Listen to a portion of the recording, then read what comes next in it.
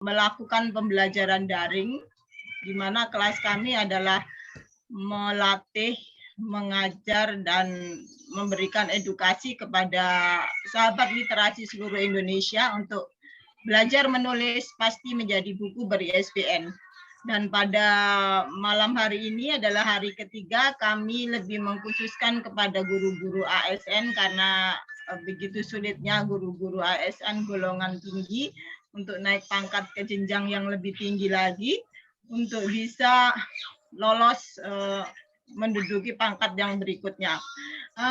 Dalam pembelajaran ini saya bekerja sama dengan guru-guru seluruh Indonesia, dan ini berdirinya ada di Nusa Tenggara Timur, di Kota Kupang, dan kami bekerja sama dengan Agupena NTT, Asosiasi Guru Penulis Indonesia, wilayah Nusa Tenggara Timur, yang di dalamnya kami memproduksi atau mencetak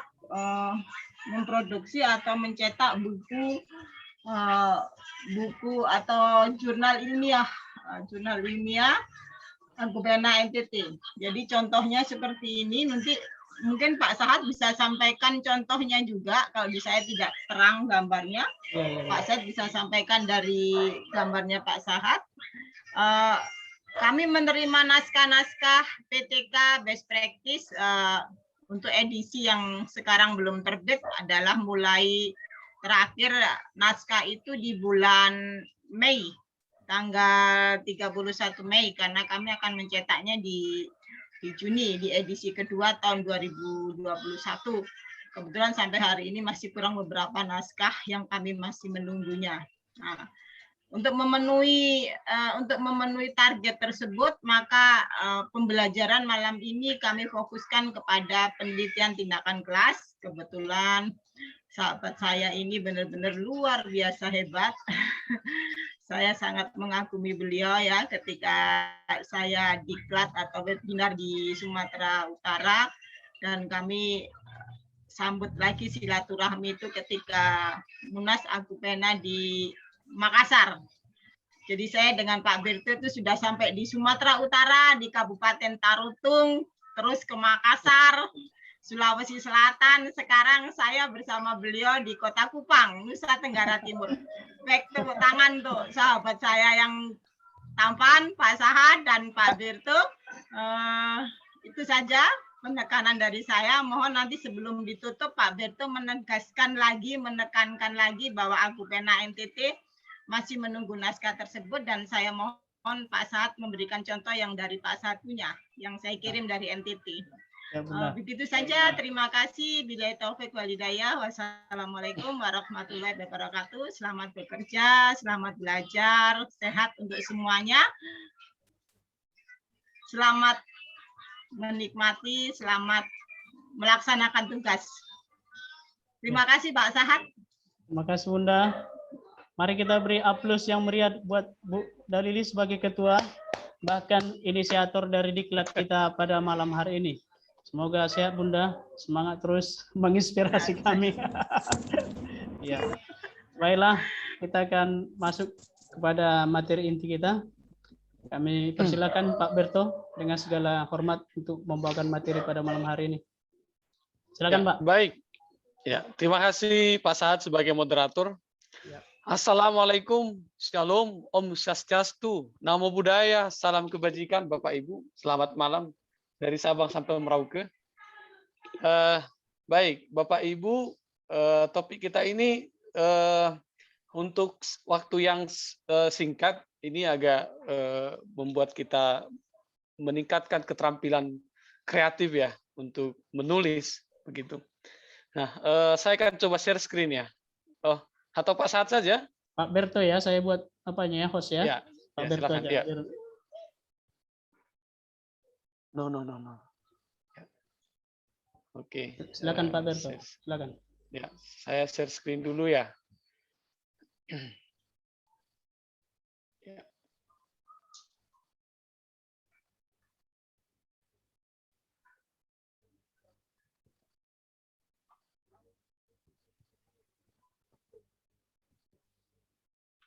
Sudah kelihatan Pak Sahat belum ya? Belum tampil. Belum ya, belum terlihat ya. Ini agak lambat dia Pak. Ya, ya. Udah, lagi proses Pak, sabar. Oh, lagi proses ya. Ya, udah keluar, tapi Oke. masih hitam. Ini udah terlihat. Belum. Biar saya, oke, biar saya besarkan saja. Belum nampak Pak Berto. Masih gelap, masih Oh, iya, iya. blank dia, hitam. Ya, sebentar ya. Ini lagi ini. Prosesnya. Ya, baik. Sambil menunggu prosesnya Bapak Ibu, yang pertama karya tulis ilmiah itu dalam konteks keguruan ada banyak ya. Itu mulai dari makalah, artikel, laporan penelitian yang kita sebut mungkin PTK ya. Bahkan juga untuk karya ilmiah yang berasal dari bidang-bidang akademik seperti skripsi, seperti tesis dan disertasi juga ya. Nah, ini pembuka saja Bapak Ibu. Ya, sebentar. Nah, Bapak Ibu, tahun 2018 saya pernah mengikuti sebuah workshop Inobel ya, Bapak Ibu ya. Kalau Bapak Ibu pernah mengikuti, dari situ saya mendapat banyak bekal untuk menuliskan karya-karya ilmiah guru ya. Jadi sebuah inovasi yang Bapak Ibu buat di dalam kelas, apakah itu berupa penggunaan sebuah metode, model, alat peraga, media, itu bisa kita gunakan sebagai sesuatu untuk meningkatkan kualitas pembelajaran, selanjutnya ditulis menjadi sebuah PTK atau sebuah best practice. Ya Bapak Ibu ya. Sejak dari situ Bapak Ibu, saya selalu berusaha untuk memerdekakan guru ya, memerdekakan guru untuk bisa menghasilkan karya. Sekalipun Bapak Ibu kita bukan penulis terkenal profesional. Jadi Bapak Ibu, saya PNS tahun 2019, CPNS tahun 2017. Tetapi saya sering berurusan dengan Bapak Ibu yang sudah lama mengajar dan kenaikan pangkatnya itu mandek-mandek gitu ya, dan kita bantu begitu ya. Saya katakan tolong jangan naik pangkat dengan membayarkan sejumlah uang atau menggunakan cara-cara yang tidak benar gitu ya Bapak Ibu ya. Kenapa saya katakan demikian? Ini untuk menggugah empati Bapak Ibu bahwa masih ada mungkin ya Bapak Ibu guru-guru yang naik pangkat dengan menggunakan KTI atau PTK yang menggunakan cara-cara yang tidak benar, gitu ya. Sehingga saya selalu sampaikan kepada mereka, kalau Bapak Ibu naik pangkat, kenaikan pangkatnya sebenarnya dihargai tidak lebih dari 100.000 kenaikan gajinya. Tetapi kalau 100.000 itu, atau 60.000 itu, atau 70.000 itu, suatu hari nanti kita sudah pensiun dan selesai dari dunia ini, maka anak-anak kita, suami atau istri kita masih menikmati suatu rezeki yang tidak halal. Begitu ya. Sejak dari situ Bapak Ibu, saya berusaha keras untuk mengajak ibu-ibu yang lain, Bapak Ibu yang lain untuk bisa menulis.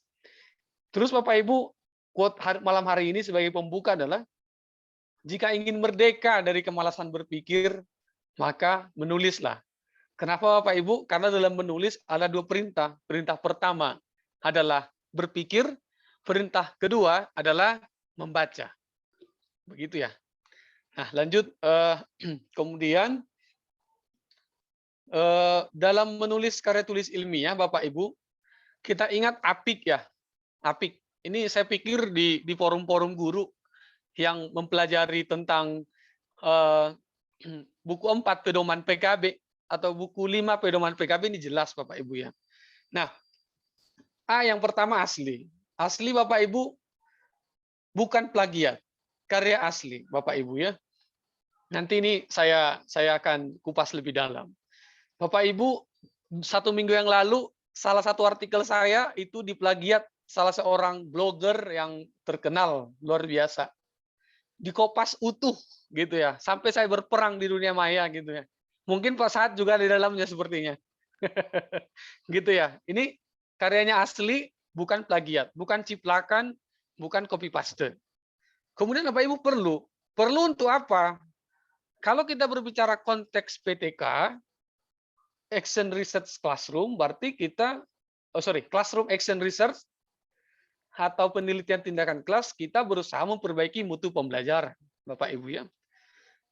Kemudian ilmiah ini berarti dia sesuai dengan kaidah kebenaran ilmiah, bisa diuji dengan statistik dari yang sederhana sampai yang rumit, dan setiap karya tulis itu kan memiliki kerangka isi yang sudah ditetapkan. Mungkin setiap jurnal, katakanlah jurnal Agopena NTT itu memiliki gaya selingkuh, bukan gaya selingkuh ya, gaya selingkuh itu. Setiap ini punya kerangka-kerangka atau gaya penulisan gitu ya. Nah, kemudian Bapak Ibu yang terakhir konsisten. Konsisten itu adalah Bapak Ibu, ketika Bapak Ibu dan saya itu menuliskan karya tulis ilmiah, itu memang sesuai dengan tugas-tugas kita, tugas-tugas pokok kita. Tugas pokok kita sebagai Permendikbud nomor 15 tahun 2018 itu jelas Bapak Ibu untuk mengajar, membimbing, mendidik, melatih, berhubungan dengan itu Bapak Ibu ya.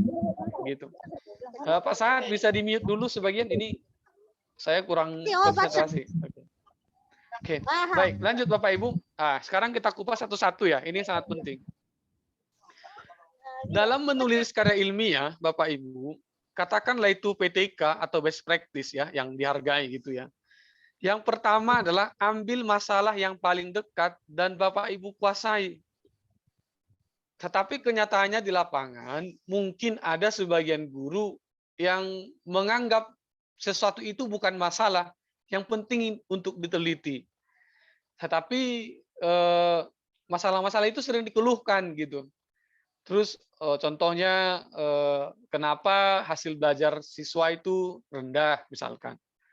Terus bagaimana cara kita untuk bisa meningkatkan hasil belajar anak-anak misalkan begitu. Nah, Bapak Ibu, saran saya yang pertama ini adalah telitilah atau tulislah masalah yang paling dekat dan yang paling Bapak Ibu kuasai. Contohnya Bapak Ibu, saya misalkan lebih tertarik di bidang HOTS, Higher Order Thinking Skills, kemampuan berpikir tingkat tinggi. Berarti saya akan mencoba misalkan untuk melihat pengaruh sebuah metode atau model, atau mungkin meningkatkan keterampilan berpikir tingkat tinggi anak dengan menggunakan suatu aplikasi misalkan, gitu ya. Nah, terus yang kedua Bapak Ibu adalah kumpulkan referensi terbaik terkait permasalahan tersebut.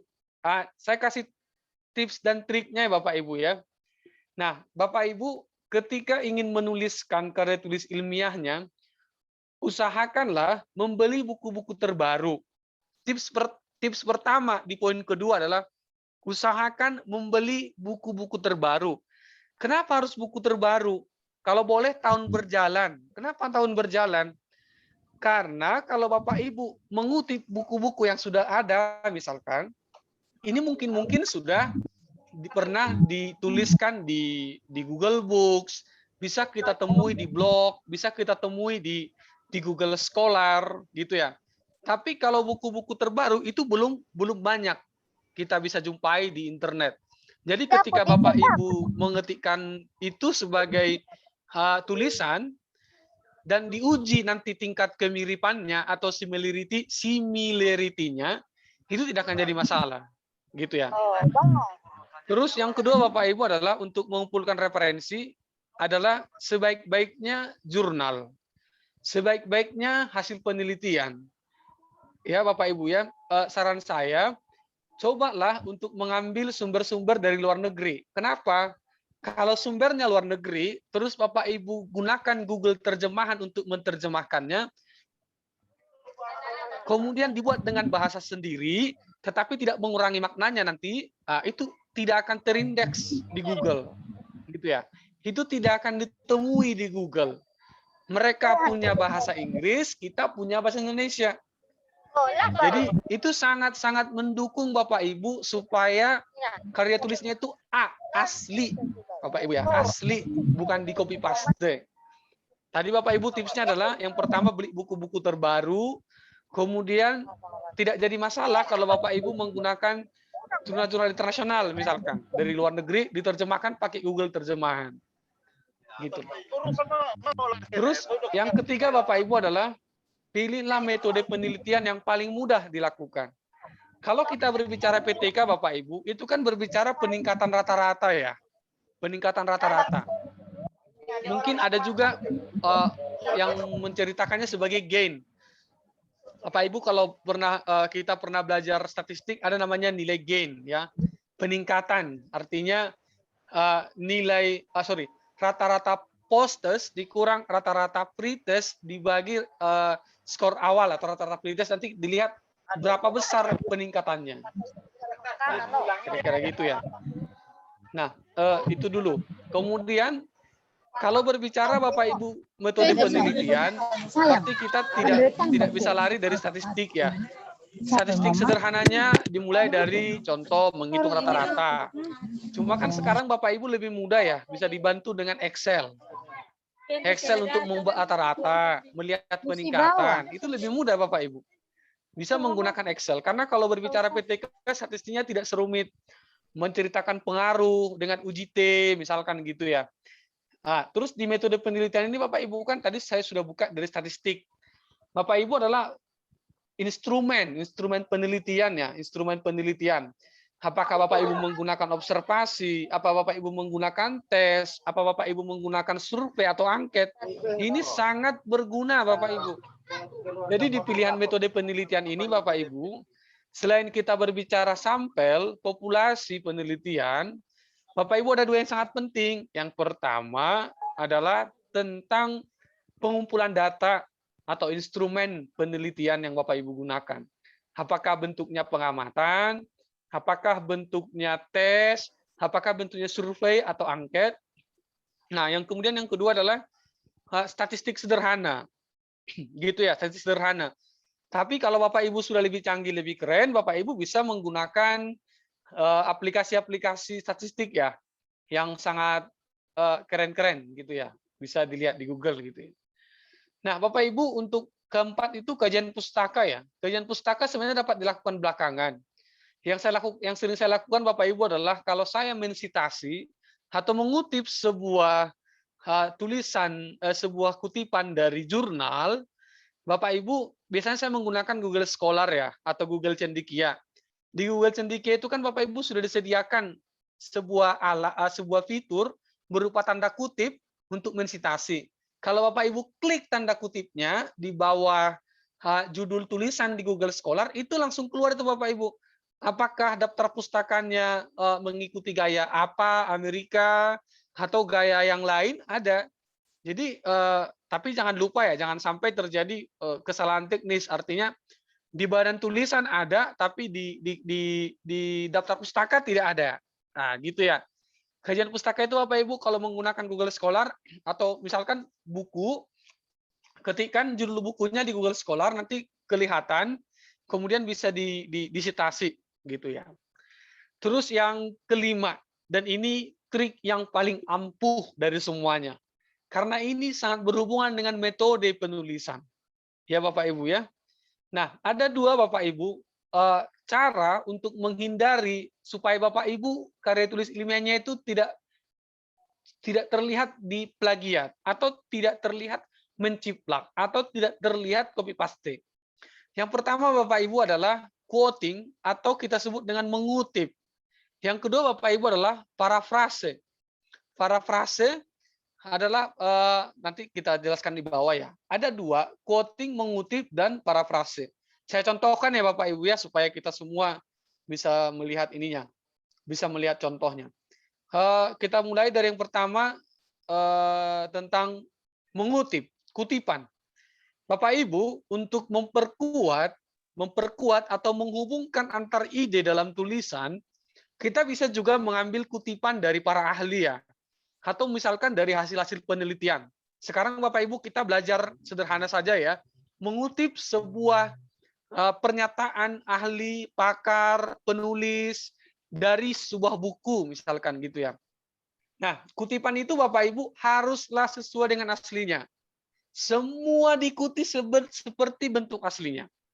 Tanda baca, ejaan, kata, dan kalimat semua harus dikutip. Kemudian Bapak Ibu mengutip kecuali kutipan yang menjorok ke dalam badan tulisan hanya boleh terdiri dari 1 sampai 3 kalimat saja. Kalimat loh Bapak Ibu. Kalimat, diulangi Bapak Ibu, kalimat bukan kata. Kutipan yang baik sebaik-baiknya terdiri dari 1 sampai 3 kalimat. Kutipan berada langsung di dalam badan tulisan. Setelah itu menyebutkan sumber kutipannya dari mana. Biar tidak bingung, saya contohkan ya Bapak Ibu. Contoh begini. Jadi Bapak Ibu, ketika kita mengutip, sebaik-baiknya memang membuat tanda kutip. Tetapi kenyataannya ini jarang kita jumpai ya. Hanya orang-orang tertentu yang sangat mengetahui kaidah kebahasaan yang seperti ini. Nah, gitu ya. Bapak Ibu, kalau kutipannya benar-benar asli, tidak mengubah sedikit pun, berarti harus pakai tanda kutip. Kemudian di sini ada penulisnya, terus ada tahunnya. Kira-kira begitu ya. Sumbernya dari mana? Dan ini nanti jangan lupa dicantumkan di daftar pustaka. Kira-kira begitu. Tapi Bapak Ibu, ada satu lagi yang membedakan antara satu penulis dan penulis lainnya dalam hal pengutipan dalam sebuah karya tulis adalah parafrase. Atau dalam bahasa Inggrisnya kita sebut sebagai paraphrasing ya. Parafrase menyalin pemikiran dari penulis lain dan memasukkannya ke dalam kata-kata sendiri.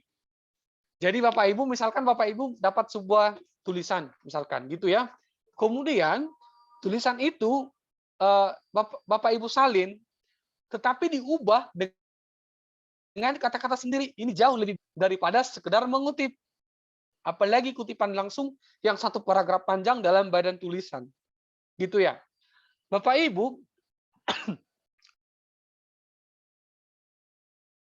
jadi sekalipun nanti Bapak Ibu panjangnya berubah, panjang kalimatnya berubah, tapi tidak boleh mengubah makna dari penulis pertama ke penyalin kedua dalam bentuk parafrase. Selalu disertai dengan kutipan dari sumber aslinya, tetapi tidak melibatkan penggunaan tanda kutip. Contoh Bapak Ibu ya, ini teks asli. Teks asli, misalkan dari Kompas, ini saya ambil dari Bambang Trim ya, seorang editor terkenal di Indonesia ya. Dia punya teks seperti ini. Diambil dari Kompas tanggal 2 Mei. Terus Bapak Ibu, bagaimana cara mengubahnya? Bapak Ibu tolong diperhatikan ya, kalimatnya itu. Kalimatnya ada 3 kalimat.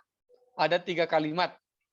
Nah, terus Bapak Ibu akan diparafrase. Terus sesudah diparafrase, coba lihat hasilnya Bapak Ibu. Berbeda ya? Berbeda. Saya ulangi. Coba lihat. Kata pertama, di kalimat pertama, pandemi COVID. Kalimat terakhir, dari semua kalimat ini, 2 Maret 2020. Dengan teknik parafrase, kita akan mengubahnya menjadi kalimat kita sendiri. Caranya gimana? Kalau kata awalnya misalkan pandemi, kalau kita berparafrase, sebaik-baiknya ubah kalimat awal. Ubah kata awal. Kemudian tidak mengubah makna. Sedikit pun Bapak Ibu tidak berubah maknanya. Dari 3 kalimat, diubah menjadi 2 kalimat. Dan inilah keunikan dari setiap penulis. Kalau saya Bapak Ibu membuat parafrase, yang pertama Bapak Ibu, saya baca teksnya berulang-ulang. 10 kali mungkin, 5 kali mungkin, 3 kali. Kemudian saya tutup mata. Saya renungkan apa kira-kira tadi kata-katanya. Kemudian yang kedua, triknya adalah setiap kalimat pertama setiap kata pertama, ini kan kata pertamanya ini pandemi. Kata pertamanya ini berubah. Ubah kata pertama. Terus yang kedua Bapak Ibu adalah gunakan sinonim, gunakan istilah yang lain untuk membuat tulisannya lebih menarik. Bapak Ibu, kalau Bapak Ibu perhatikan, ini nggak mengubah makna. tetapi kita menyalin pemikiran dari penulis dan memasukkannya menjadi kata-kata sendiri. Semakin sering Bapak Ibu melakukannya dalam penulisan karya tulis ilmiah, ini semakin baik, semakin terlatih. Gitu ya. Nah, kemudian Bapak Ibu, Nah, ini aja ya. Oke, baik. Nah, ini Bapak Ibu momen bersejarah ya. Saya dapat penghargaan dari Bupati kami kebetulan tanggal 17 Agustus yang lalu gitu ya. Nah, terus Bapak Ibu bagaimana menghubungkannya dengan PTK? Bapak Ibu tadi kita sudah mulai dari masalah. Terus masalah diidentifikasi. Sudah diidentifikasi Bapak Ibu pembatasan masalah sampai di mana. Kemudian sesudah dibatasi masalahnya, kita masuk ke rumusan masalah. Bagaimana cara meningkatkan? Misalkan begitu ya. Apakah ada peningkatan? Misalkan gitu ya. Kemudian kita cari referensi yang mendukung seperti tadi. Kemudian yang ketiga, menuliskan tentang metode penelitian dan menjabarkan hasil penelitiannya di bab keempat, kemudian penutupnya di bab 5 ya. Gitu ya. Bapak Ibu, saya lebih senang kalau kita berdiskusi Bapak Ibu ya. Nah, sebelum saya akhiri Bapak Ibu, saya akan tunjukkan satu lagi tulisan saya yang tahun 2018 itu Bapak Ibu tingkat kemiripannya masih tinggi ya. Itu sekitar 21%, tapi kebetulan ini internetnya lemot nih. Oke Pak Sahat, mungkin sambil ini internetnya jalan gitu lebih cepat, kita bisa buka sesi tanya jawab langsung ya. Begitu. Yap. Oke, luar biasa Pak Berto ya. Ini sepertinya ilmu tingkat tinggi nih, bagi saya juga banyak hal baru ya. Ya, kita buka sesi diskusi tanya jawab yang bagian pertama. Bersilakan langsung Bapak Ibu sekalian. Mungkin bisa langsung dibuka mic-nya untuk diskusi, bisa menanyakan, bisa menambahkan, atau bisa untuk mengapa ya. Pokoknya berdialog lah, mungkin ada yang mau disampaikan dari materi yang sudah disampaikan Pak Berto. Silakan Bapak Ibu sekalian. Izin dengan Bu Riris. Ya, silakan Bu Riris dari Lampung. Iya, Bu ya. Ya. Terima kasih. Selamat malam dan Assalamualaikum warahmatullahi wabarakatuh. Ya. Waalaikumsalam warahmatullahi wabarakatuh. Izin untuk tidak ya, saya izin off cam ya Bapak-bapak dan Ibu-ibu. Iya, silakan Bu. Ya, terima kasih atas kesempatannya. Jujur saya baru sekali ini mengikuti kegiatan ini. Tadinya saya dengar sudah 3 kali. Ya, ini untuk yang ketiganya. Terima kasih Bu Lili sudah mengajak saya. Sebetulnya untuk menuliskan PTK itu gampang tapi sulit ya Pak ya. Jujur saja saya gampang tapi sulit. Nah, yang saya rasakan sulit untuk penulisan PTK ini di bagian kajian pustaka, Pak. Kajian pustakanya, karena begini, dari teori-teori yang mengacu kepada judul, ada yang mengatakan bahwa materi yang kita ambil itu juga harus diikut sertakan di dalam kajian pustaka ini. Namun ketika saya pernah menyusun itu oleh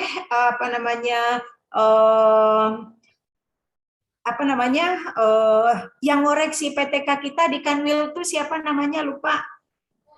Aduh.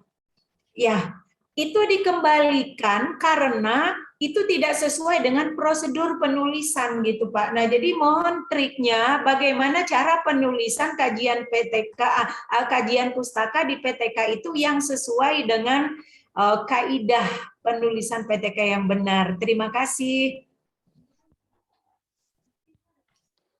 Terima kasih. Ya, silakan Kita lanjut dulu ke pertanyaan kedua. Lanjut Pak Sahat, nggak apa-apa. Nanti kita kumpulkan dulu. Ya, silakan. Ada lagi Bapak Ibu?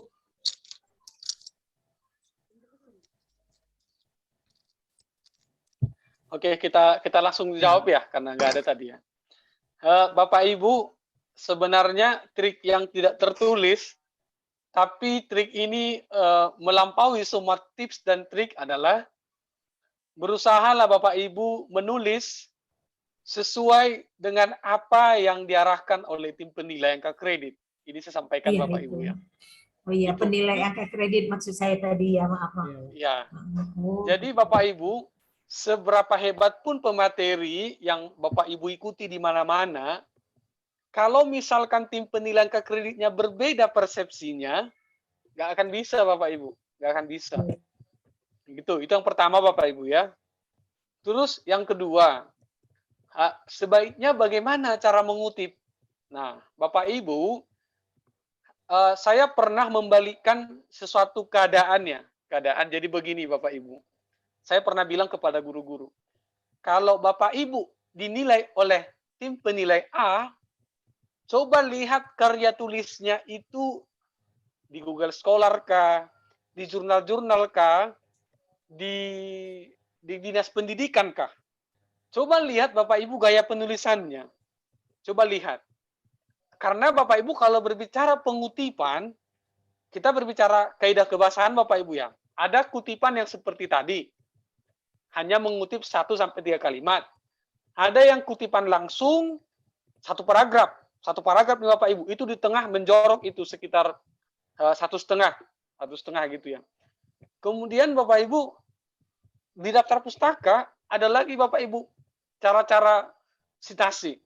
Ada yang cara Amerika, misalkan Bapak Ibu kalau Bapak Ibu lihat misalkan di bagian belakang buku ya, Bapak Ibu bisa lihat contoh ya, Berto Sitompul nama penulisnya misalkan.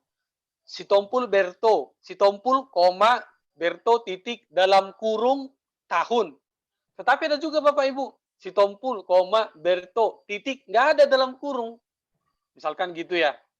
Nah, jadi kalau Bapak Ibu bilang, kasustik ya, kok saya dikembalikan cara pengutipannya nggak benar. Kalau Bapak Ibu tanya ke dia, ke tim penilai, belum tentu langsung dapat respon jawabannya. Tapi kalau saya selalu bilang Bapak Ibu, coba lihat gaya tulisannya. Jadi kalau di Bengkalis misalkan Bapak Ibu, mungkin saya pernah ikut pelatihan misalkan bersama tim penilai.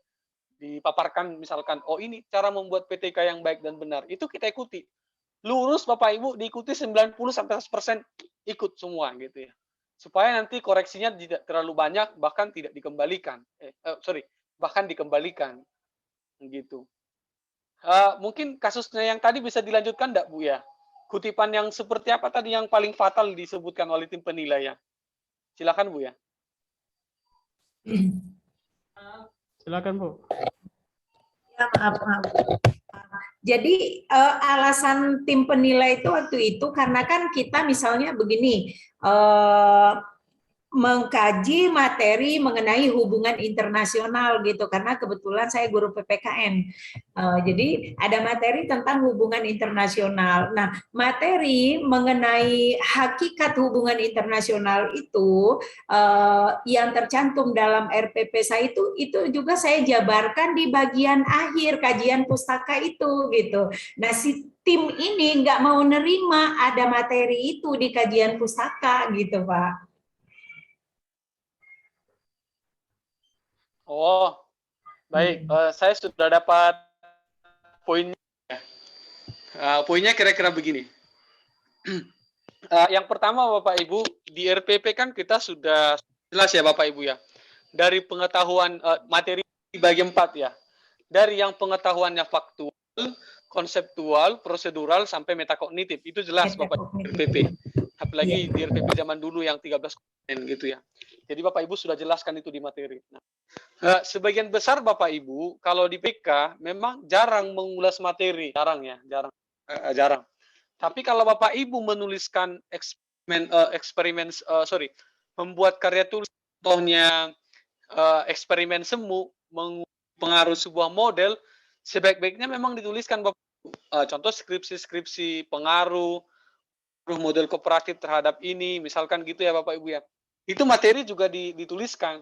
Tapi kalau di PTK Bapak Ibu, bukan materinya yang lebih banyak diulas atau ditambahkan di ulasan di daftar pustaka. Tapi lebih banyak Bapak Ibu kita bercerita misalkan kalau yang dipakai contoh ya hasil belajar ya pasti dijelaskan hasil belajar. Kalau yang dipakai misalkan metode, media, model, berarti lebih banyak diceritakan Bapak Ibu. Dan di bab 2 itu Bapak Ibu seperti kita kita ya, ada kerangka berpikir misalkan gitu ya. Pikirnya kenapa kita menggunakan model ini, atas dasar apa, metode ini, media ini gitu ya. Jadi sangat jarang Bapak Ibu ya, saya lihat PTK yang menambahkan bagian materi di badan tulisan di bab, kecuali untuk penelitian-penelitian eksperimen semua ya, seperti penguji model, melihat pengaruh, melihat perbedaan, itu sepertinya masih bisa ditemui gitu. Baik, terima kasih Pak Berto. Ya, lanjut Bu, ya silakan. Ya. Ada lagi Bapak? Oh udah, Pak Bu Riris sudah, Bu Riris? Ya. Sudah Pak, terima kasih banyak. Halo Bu, silakan Bu ya. Ya, terima kasih, terima kasih. Oh sudah Pak Berto. Oh iya, Ya. baik ya. Ada lagi kira-kira Bapak Ya, Ibu? mungkin ada yang mau menambahkan, siapa tahu Iya. pengalamannya mungkin berbeda dengan yang saya sampaikan Bapak Ibu ya. Kita, Tambahkan Bapak Ibu. kita saling berbagi Bapak Ibu. Ada yang mau sampaikan? Atau ada pengalaman Pak Sahat yang berbeda yang lain gitu ya. Kalau pengalaman saya Pak, di lapangan itu berbicara tentang karya tulis itu menjadi suatu momok sama guru Pak. Momok artinya ketika kita ajak Oh, iya, berdialog langsung menghindar. Gitu. Artinya kan itu perlu kita pecahkan. Kenapa seperti itu Pak Berto? Artinya bagaimana mengubah pola pikir guru, ya kita tahu bagaimana.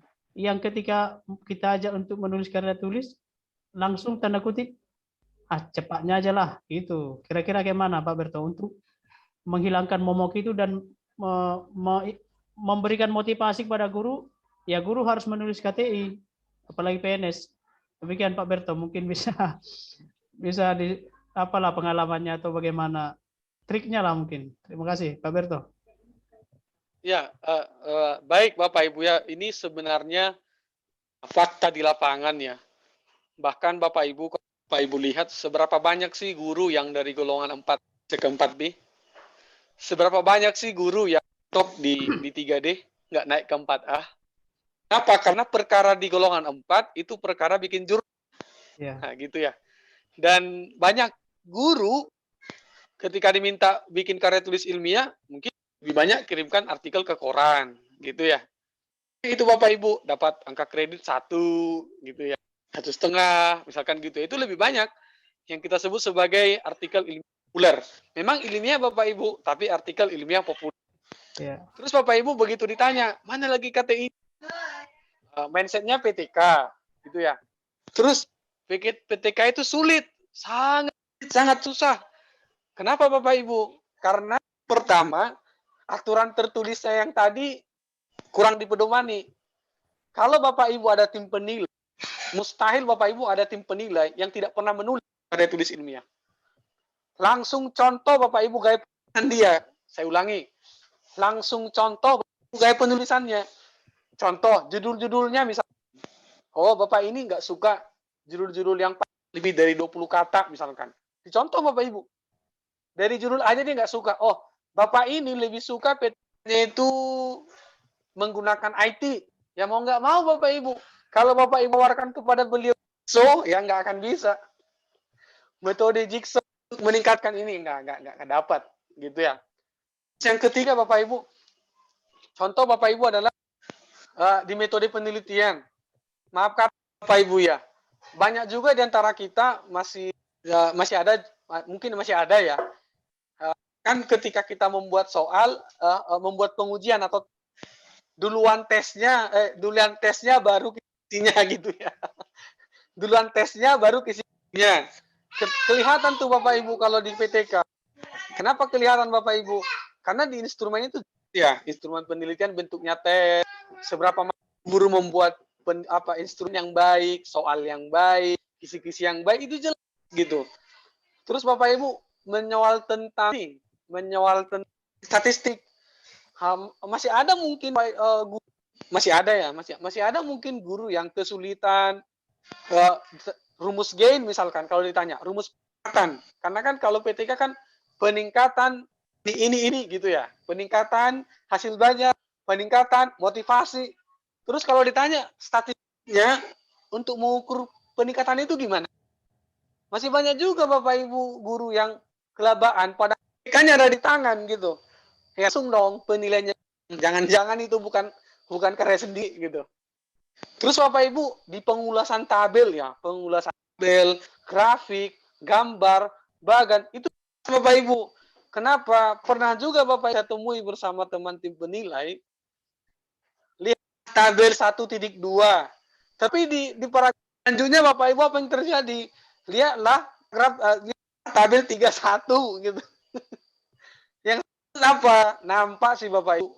Pertama, PTK itu dibeli, belum ganti lagi nomor tabelnya, gitu ya, nggak jelas gitu. Nah, di pengungkapan tabel ya, di cara pengungkapan tabel ini juga sangat penting. Contoh begini, Bapak Ibu. Berdasarkan tabel di atas, kita bisa melihat skor tertinggi, skor terendah, apa lagi ya, berapa nilai yang paling muncul, diulas Bapak Ibu gitu ya. Kemudian rata-ratanya itu diceritakan Bapak Ibu gitu. Terus ke penutup saran gitu ya. Tetapi Bapak Ibu, di atas itu selalu saya bilang, tolong ikuti apa yang dibilang oleh tim penilai. Saja Pak. Gitu ya. Luar biasa Pak. Artinya diikuti selera tim penilai Pak ya. Sesuai dengan ciri khas dan ya, diikuti selera tim penilai.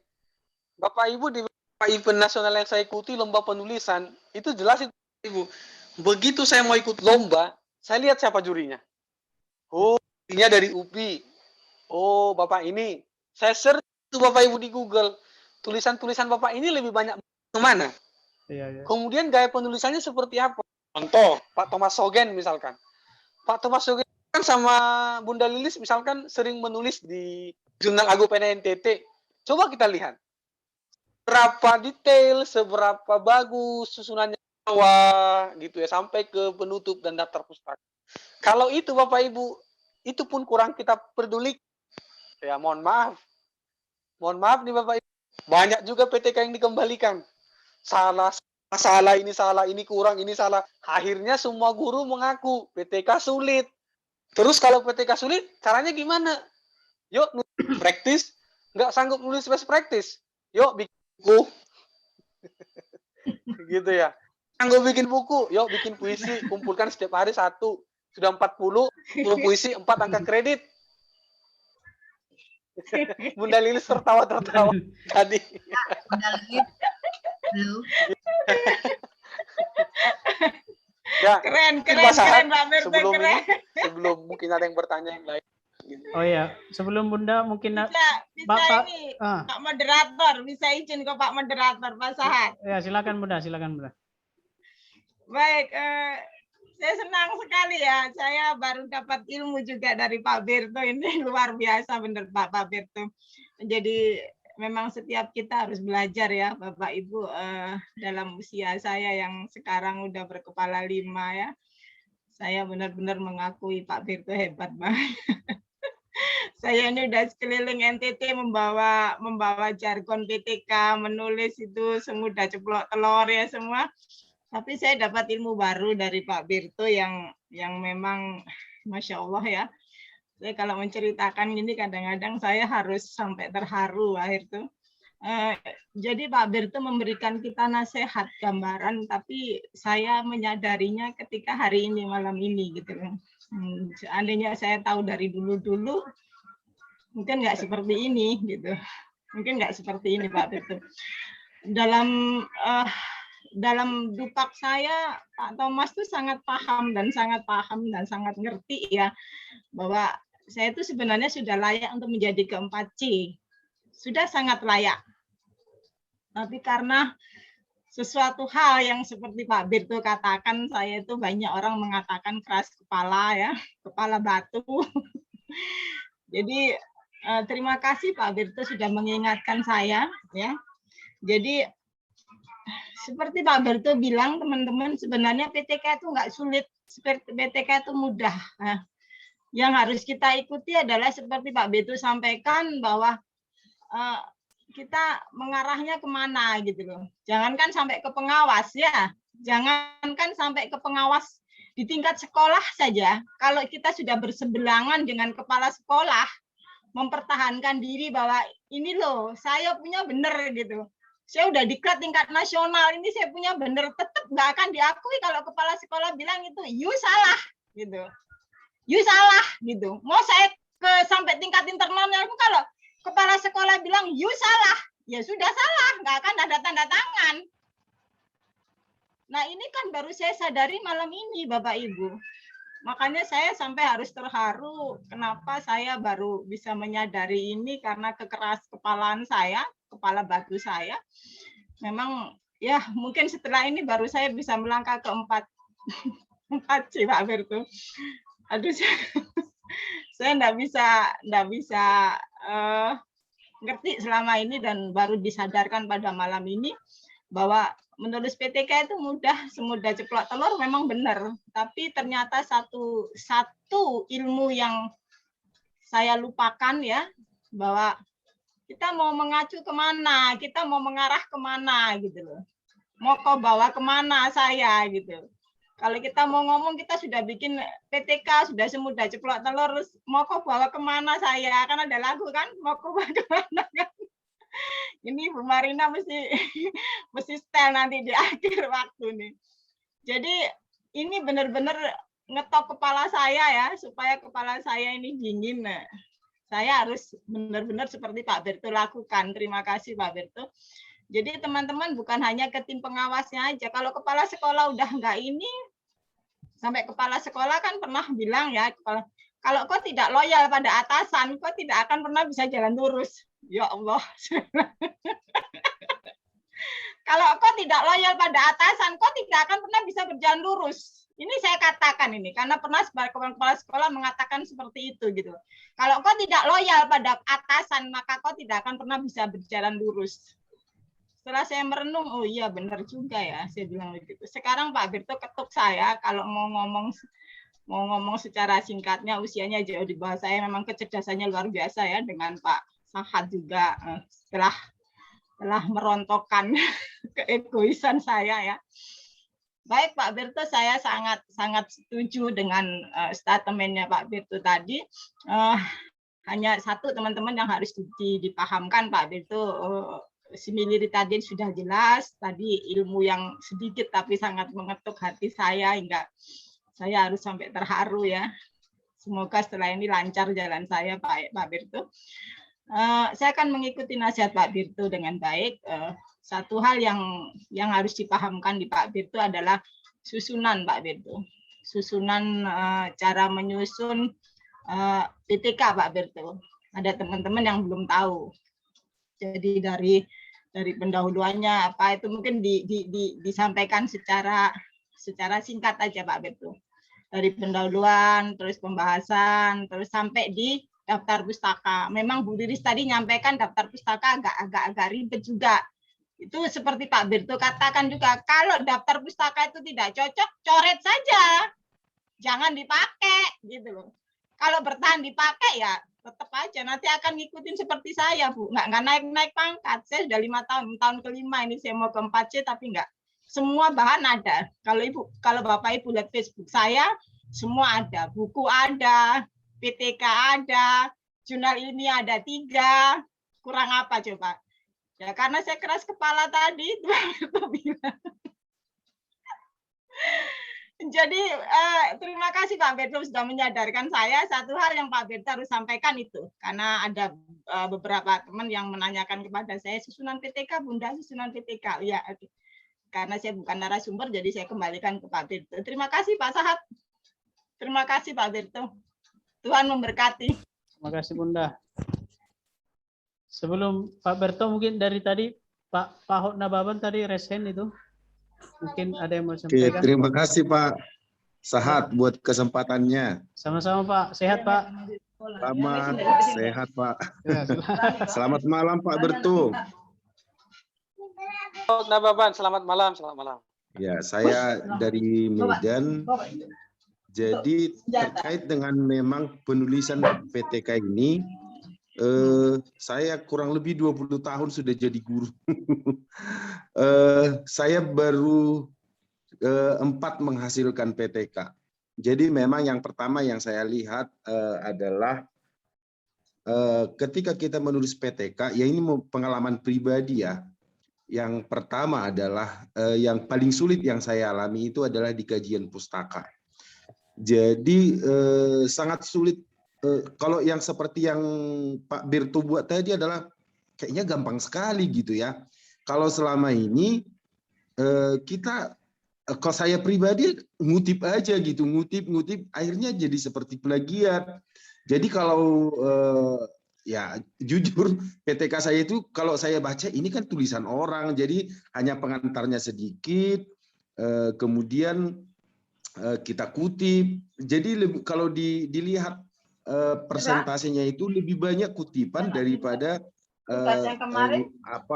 hasil tulisan kita gitu. Yang mau saya tanyakan itu adalah apakah itu memang salah atau yang benarnya itu gimana? Yang kedua, untuk memudahkan kita di kajian pustaka ini biar tidak cenderung seperti plagiat dia, karena kan kita harus menghindari plagiat. Apa resep-resep tertentu gitu ya. Kemudian yang ketiga, Pak Birto, mungkin ini terkait dengan penulisan tadi. Memang Indonesia kita tercinta ini memang tidak diakomodir ya, tidak diakomodir bahwa penulis itu dihargai gitu. Saya udah pernah juga mengalami 5 tahun tidak naik pangkat. Saya sudah buat PTK sendiri, tapi dalam tanda kutip ada juga embel-embelnya gitu. Jadi di situ kadang yang kita jadi untuk apa saya nulis gitu ya. Ya semoga kita juga Indonesia ini berbenah dalam hal ini. Saya pernah nentang gitu. Jadi malah yang kadang ini mungkin apa ya? Yang timnya yang melenceng ke kanan, melenceng ke kiri ini sebenarnya yang aduh gimana gitu. Itu sih yang buat dilema. Terus yang kedua, akhirnya ketika yang menulis dengan yang tidak menulis tidak ada perbedaan, inilah yang membuat guru-guru ini menjadi malas sih sebenarnya, malas. Itu menurut pengalaman saya. Mungkin itu aja Pak Sahat. Terima kasih Pak Berto, terima kasih untuk semuanya. Terima kasih Pak Bahot, sungguh pemaparan dan pengalaman yang kita lihat sendiri Pak. Silakan Pak Berto, bagaimana tanggapannya Pak? Oke, pertama saya apresiasi Pak Paut Nababan dan Ibu. Ya, pertama untuk Pak Paut Nababan ya, karena nanti Ibu Lilis agak panjang sedikit. Ya, ya. Saya apresiasi sudah menulis PTK sebanyak 4 dalam jenjang karir keguruan Pak Paut, gitu ya. Mungkin orang bisa melihat karena kebetulan saja Pak Paut mengikuti lomba menulis, terus ikut mewakili Riau gitu ya, di lirik di nasional gitu ya. Saya sampaikan tips dan triknya Bapak Bu. Yang pertama Bapak Ibu adalah ketika menulis PTK itu harus diawali dengan kebiasaan saya dan Bapak Ibu tuliskan refleksi pembelajaran.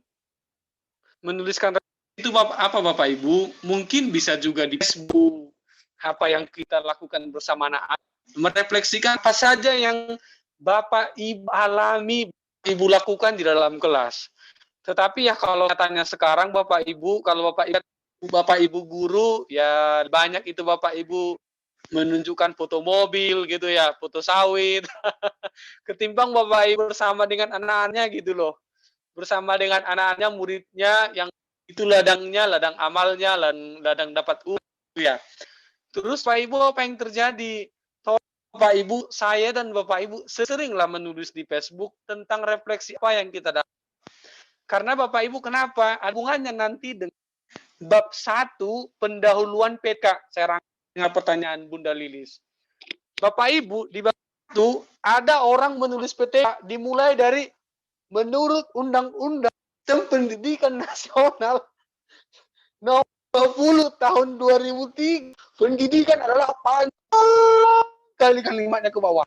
Habis itu untuk mencerdaskan kehidupan bangsa. Sudah Bapak Ibu. Membaca itu saja sudah lelah Bapak Ibu.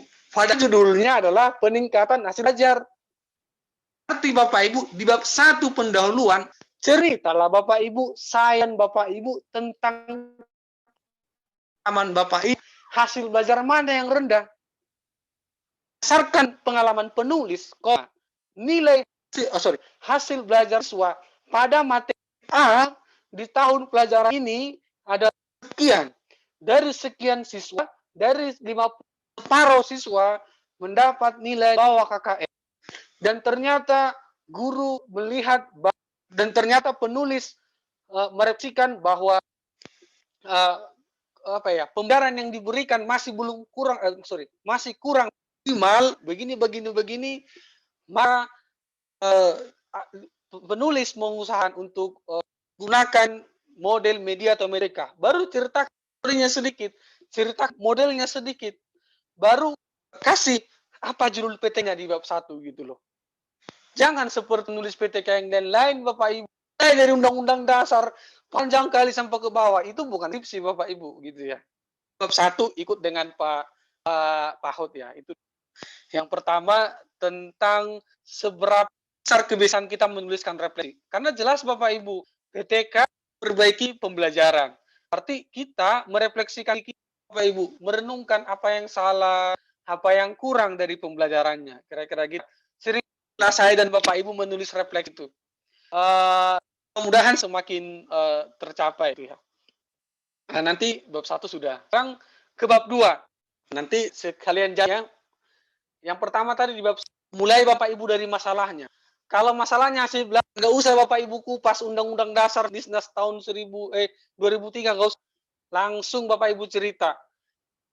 Hasil belajar ini, terus pengalaman Bapak Ibu. Kasih 2 paragraf. Kasih paragraf Bapak Ibu tentang nilai, tentang pengalaman Bapak Ibu. Cukup 2 paragraf. Jangan panjang kali Bapak Ibu. Sertakan data Bapak Ibu. Data misalkan adalah dari hasil leger nilai, dari rata-rata, dokumentasi penulis gitu. Habis itu Bapak Ibu, kira-kira yang Bapak rancang untuk memperbaikinya apa? Oh, metode. Ceritakan sedikit metodenya. Kemudian sesudah itu ringkas Ibu di bawah kasih judulnya. Dengan ini penulis akan berusaha membuat peningkatan melalui ini dalam bentuk karya tulis PTK yang berjudul ini. Habis itu Bapak Ibu apa tujuannya gitu ya. Itu jelas itu di bab 1. Jelas Bapak Ibu. Sebelum tujuan jelas gitu ya. Terus kedua adalah daftar pustaka. Bapak Ibu, kalau misalkan Bapak Ibu peningkatan hasil mata pelajaran apa ya tadi ya? Halo, kalau Pak saya Pak, ya kalau saya guru kelas ya, jadi artinya memang kami di sini ya? semua mata pelajaran ya. Oke ya, oke kita lanjut ya Pak Hot ya. Oke Pak Bertu.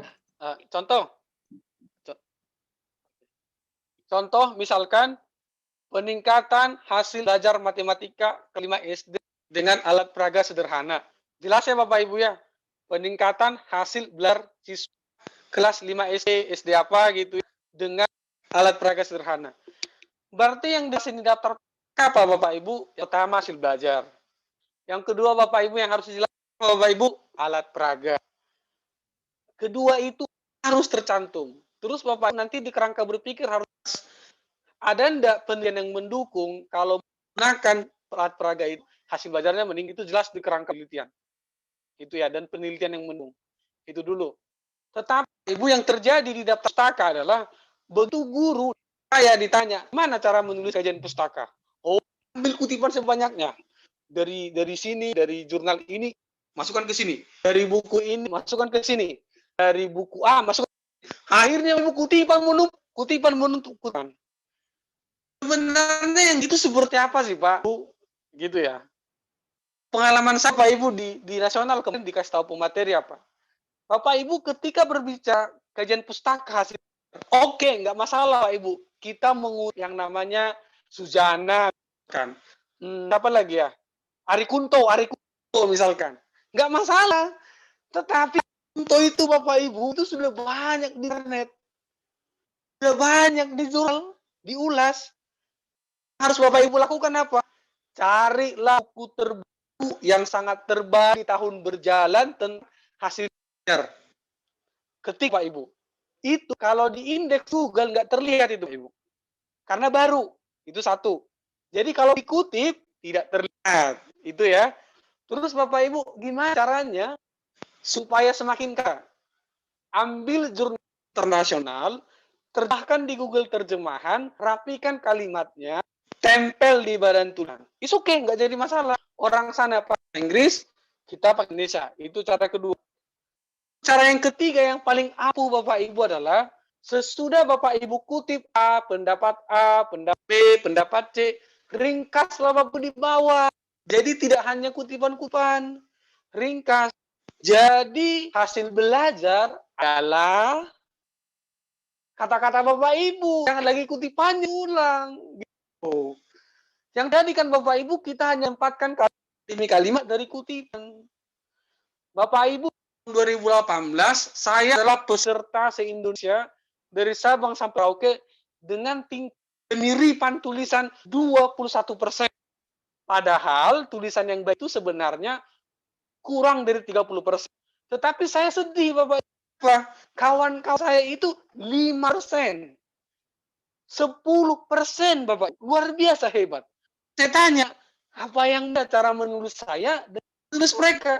Sesudah saya baca Pak Ibu adalah di daftar pustaka, setiap pendapat kutip di bawahnya diulas. Menurut dia, dengan teknik parafrase. Terus Bapak Ibu saya lihat, kenapa di pendahuluannya? Karena di pendahuluan juga banyak orang mengutip. Banyak itu Bapak Ibu. Menurut Sidisnas, menurut Ari Kunto, menurut Sujana. Banyak mengutip.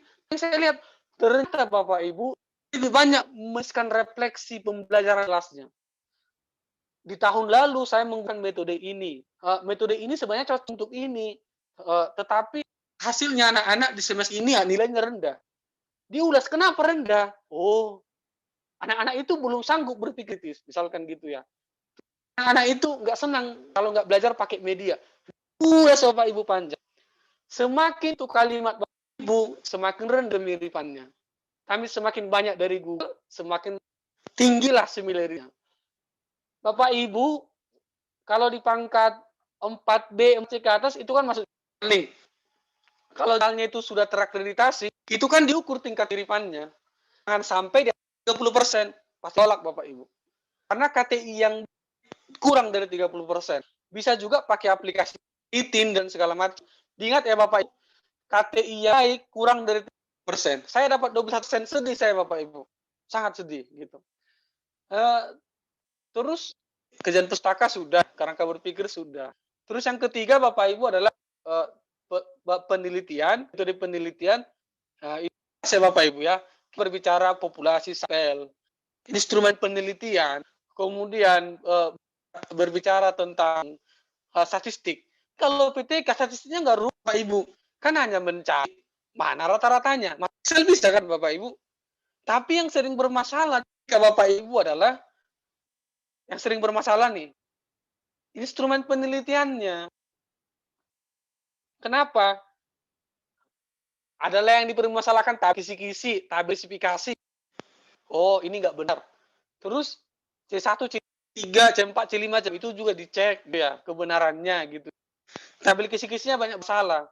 Terus ada juga Bapak Ibu, jangan-jangan ada juga Pak Ibu guru misalkan harusnya itu dia diambil lewat pengatan, tapi dia pakai tes gitu ya, atau siknya harusnya diambil pakai tapi dipakai pengamatan, karena nggak ngerti instrumennya gitu. Di situ jelas. Terus di paragraf keempat Bapak Ibu pembahasan harus sangat jelas Bapak Ibu.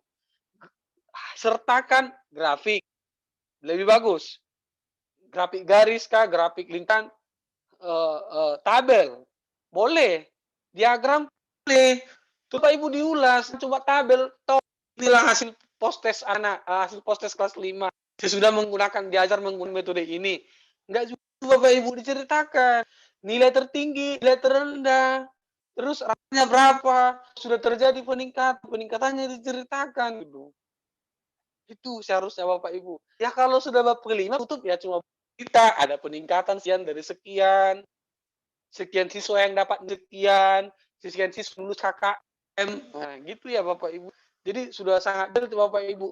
Terikut tadi pertanyaan Pak Hot. Mungkin lebih bagus kalau ada pertanyaan lagi gitu ya.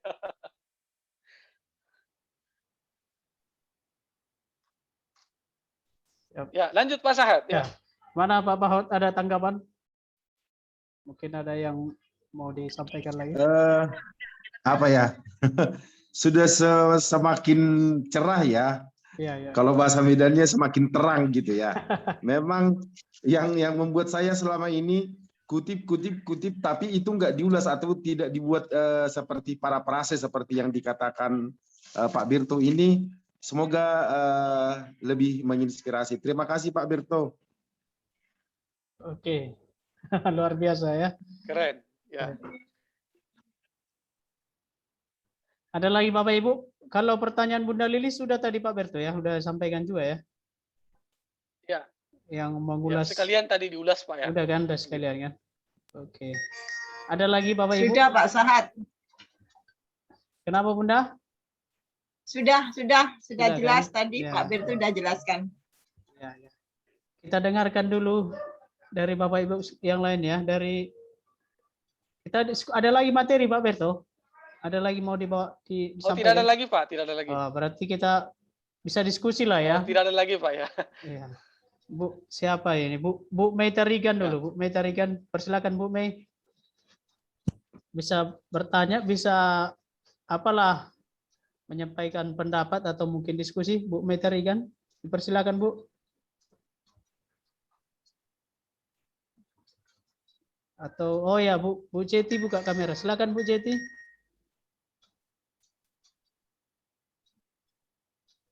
Ada Bapak yang lain?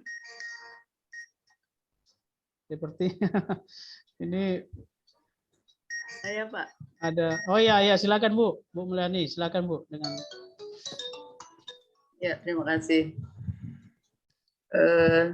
Selamat malam semuanya.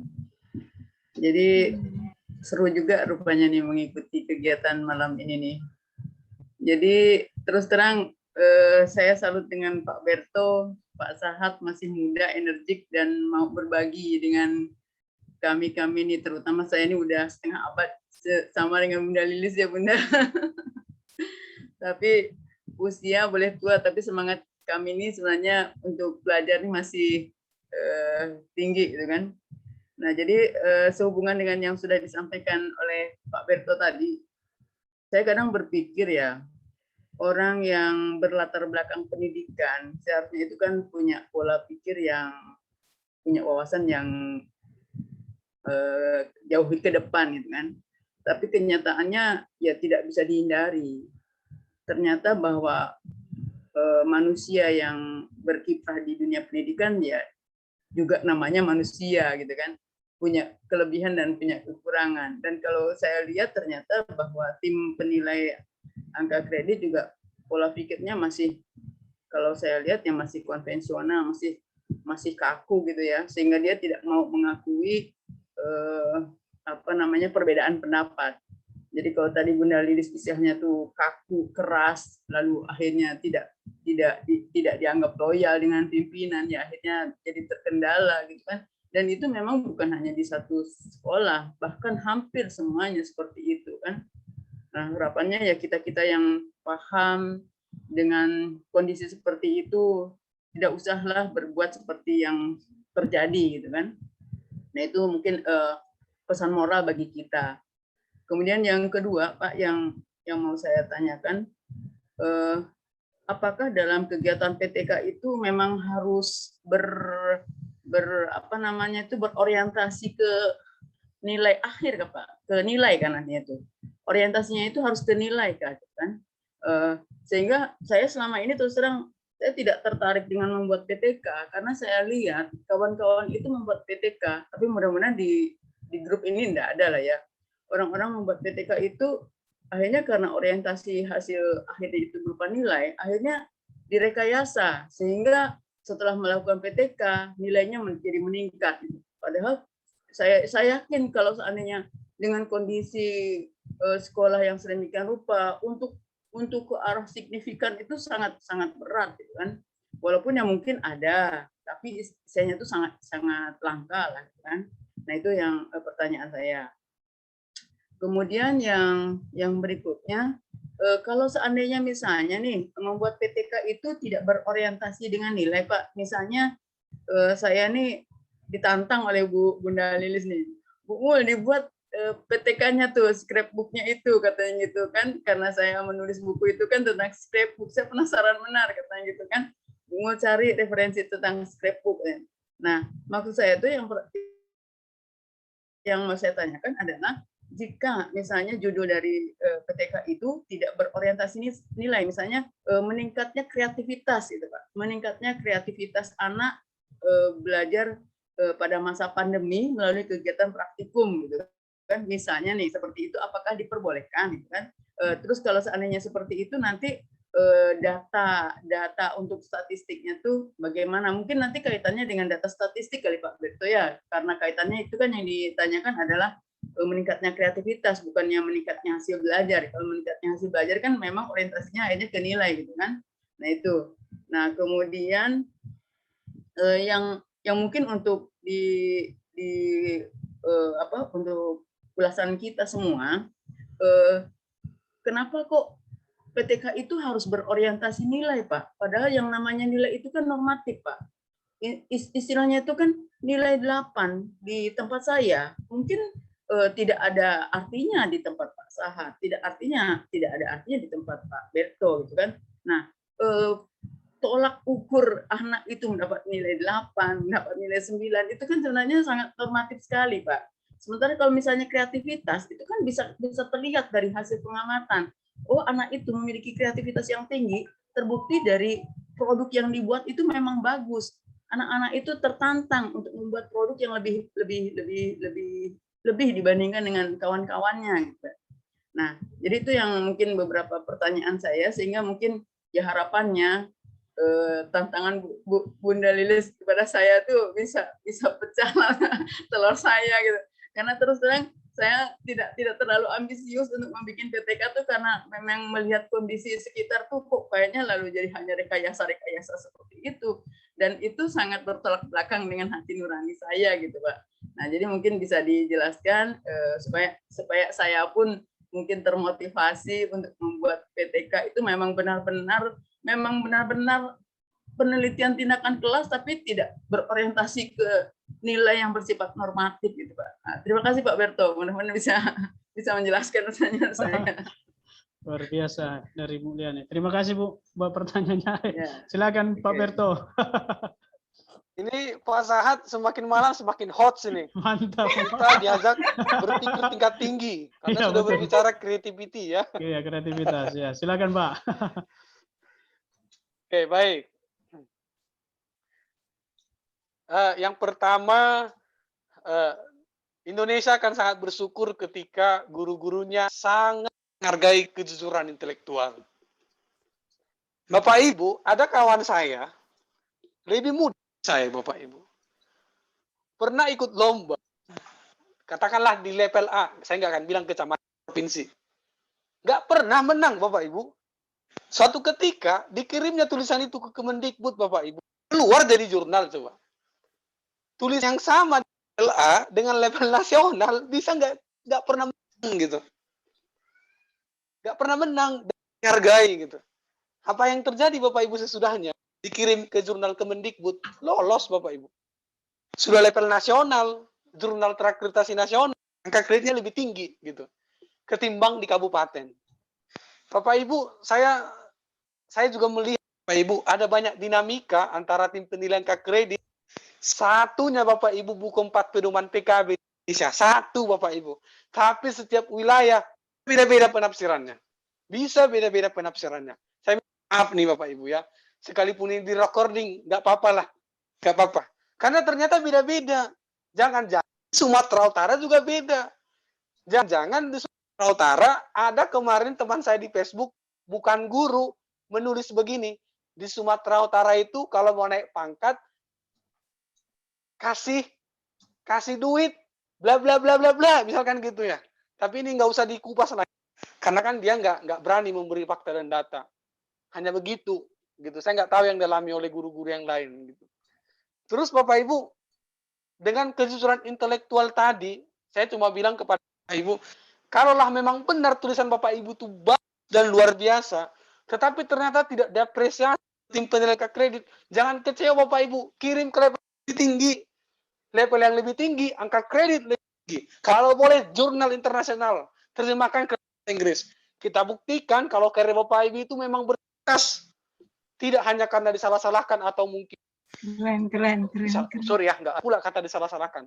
Kurang baik misalkan. Teman saya Bapak Ibu membuktikan dan saya tercengang luar biasa. Waduh, nggak diterima di level ini, tapi bisa tembus di jurnal Kemendikbud, kredit lebih tinggi. Siapa yang nggak mau Bapak Ibu? Siapa yang nggak mau? Gitu ya. Itu dulu kejujuran intelektual. Terus yang kedua, penting Bapak Ibu. Ada yang salah penilaian kita Bapak Ibu dengan PTK. Tadi kan perbaiki mutu pembelajaran. Ketika berbicara mutu pembelajaran, kita tariknya ke hasil belajar. Apa yang dilihat oleh sebagian guru Bapak Ibu dengan hasil belajar? Kita kan tahu Bapak Ibu ya, hasil belajar itu ada 3. Setidak-tidaknya 3.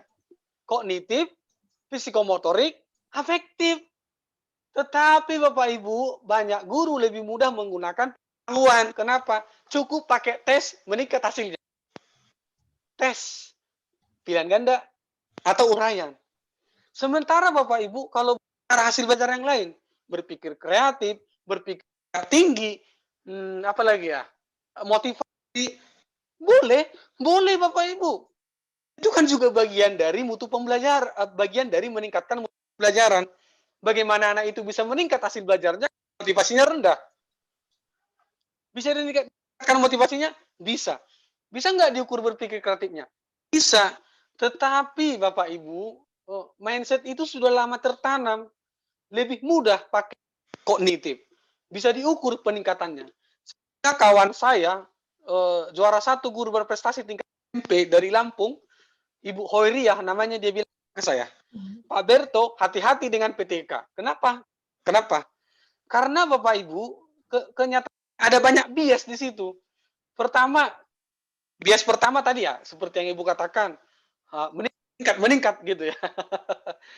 Ada yang lebih penting Bapak Ibu, kalau mau dikembangkan namanya research and development, pengembangan gitu ya. Pengembangan kalau menggunakan model script, dikembangkan model scriptnya, kemudian dilihat peningkatan hasil belajar siswa.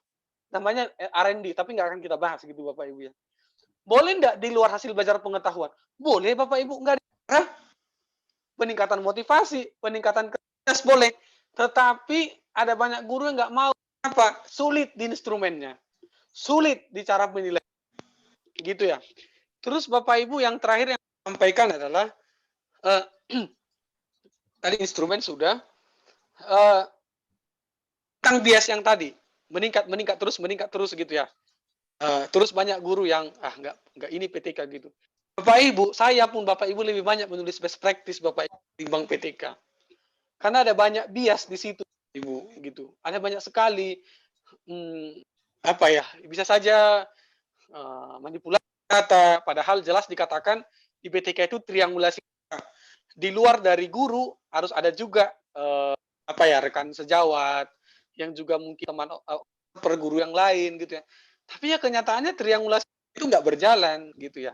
Saya mendukung Ibu Muti dengan sedukung-dukungnya. Bu, telitilah seperti yang Ibu bilang tadi, meningkatkan kreativitas. Kalau nanti butuh gimana ya cara mengukur kreativitas, boleh ke saya. Nanti kita diskusi instrumen apa untuk mengukur kreativitas. Yang terakhir Bapak Ibu saya sampaikan, bisa enggak menggunakan PTK? Tidak bisa Bapak Ibu. Jadi di PJJ ini dihindari menulis PTK. Sebaik-baiknya tulislah best practice. Jadi sulit menuliskan PTK di masa pandemi. Karena kita bisa mengendalikan siswanya langsung dalam kelas. Kita nggak bisa mengobservasi mereka langsung di dalam kelas. Gitu ya. Jadi bahkan di masa pandemi ini, Ibu, saya lebih banyak menuliskan refleksi ketimbang berpikir PTK. Dan kalau Pak Ibu menulis PTK di masa pandemi, kayaknya sulit dan dinilai gitu. Nah, itu dia. Terima kasih Ibu Yani tadi ya, yang Iya, Bu motivasinya Mulyani. sangat Berto keren, mungkin membuat ada Mulyani. untuk sedikit mengukur kreativitas. Wah, luar sedikit biasa. nambahkan aja Luar sih biasa. biar Iya, iya, lebih iya. menggelitik. Ya, demikian. Sebenarnya Silakan. bagus ya. Iya, silakan Pak Bahot Bisa sebelumnya. Pak Sahat. Ya, silakan. Oke, jadi menarik ini dari Ibu dari Lampung tadi ya. Iya, Bu Mulyani. Ya. Dari Kalimantan Barat, Pak. Oh, dari Kalimantan. Jadi sebenarnya kalau saya bilang pembimbing saya juga pembimbing saya dulu gitu ya, menganjurkan bahwa ketika yang kita buat sebuah penelitian lah, kita katakan itu tidak ada peningkatan, kita harus dipaksa untuk mengganti apa namanya ya. Jadi memang ketidakjujuran itu kita dipaksa, Bu. Jadi sangat menggelitik tadi. Akhirnya memang saya tidak tahu bahwa memang akhirnya jadi sebuah acuan bahwa ketika PTK itu kita udah tahu nih, siklus 1 nilainya 4, siklus 2 nilainya 6,5, siklus 3 udah 8,5 semua. Jadi tuntas gitu ya.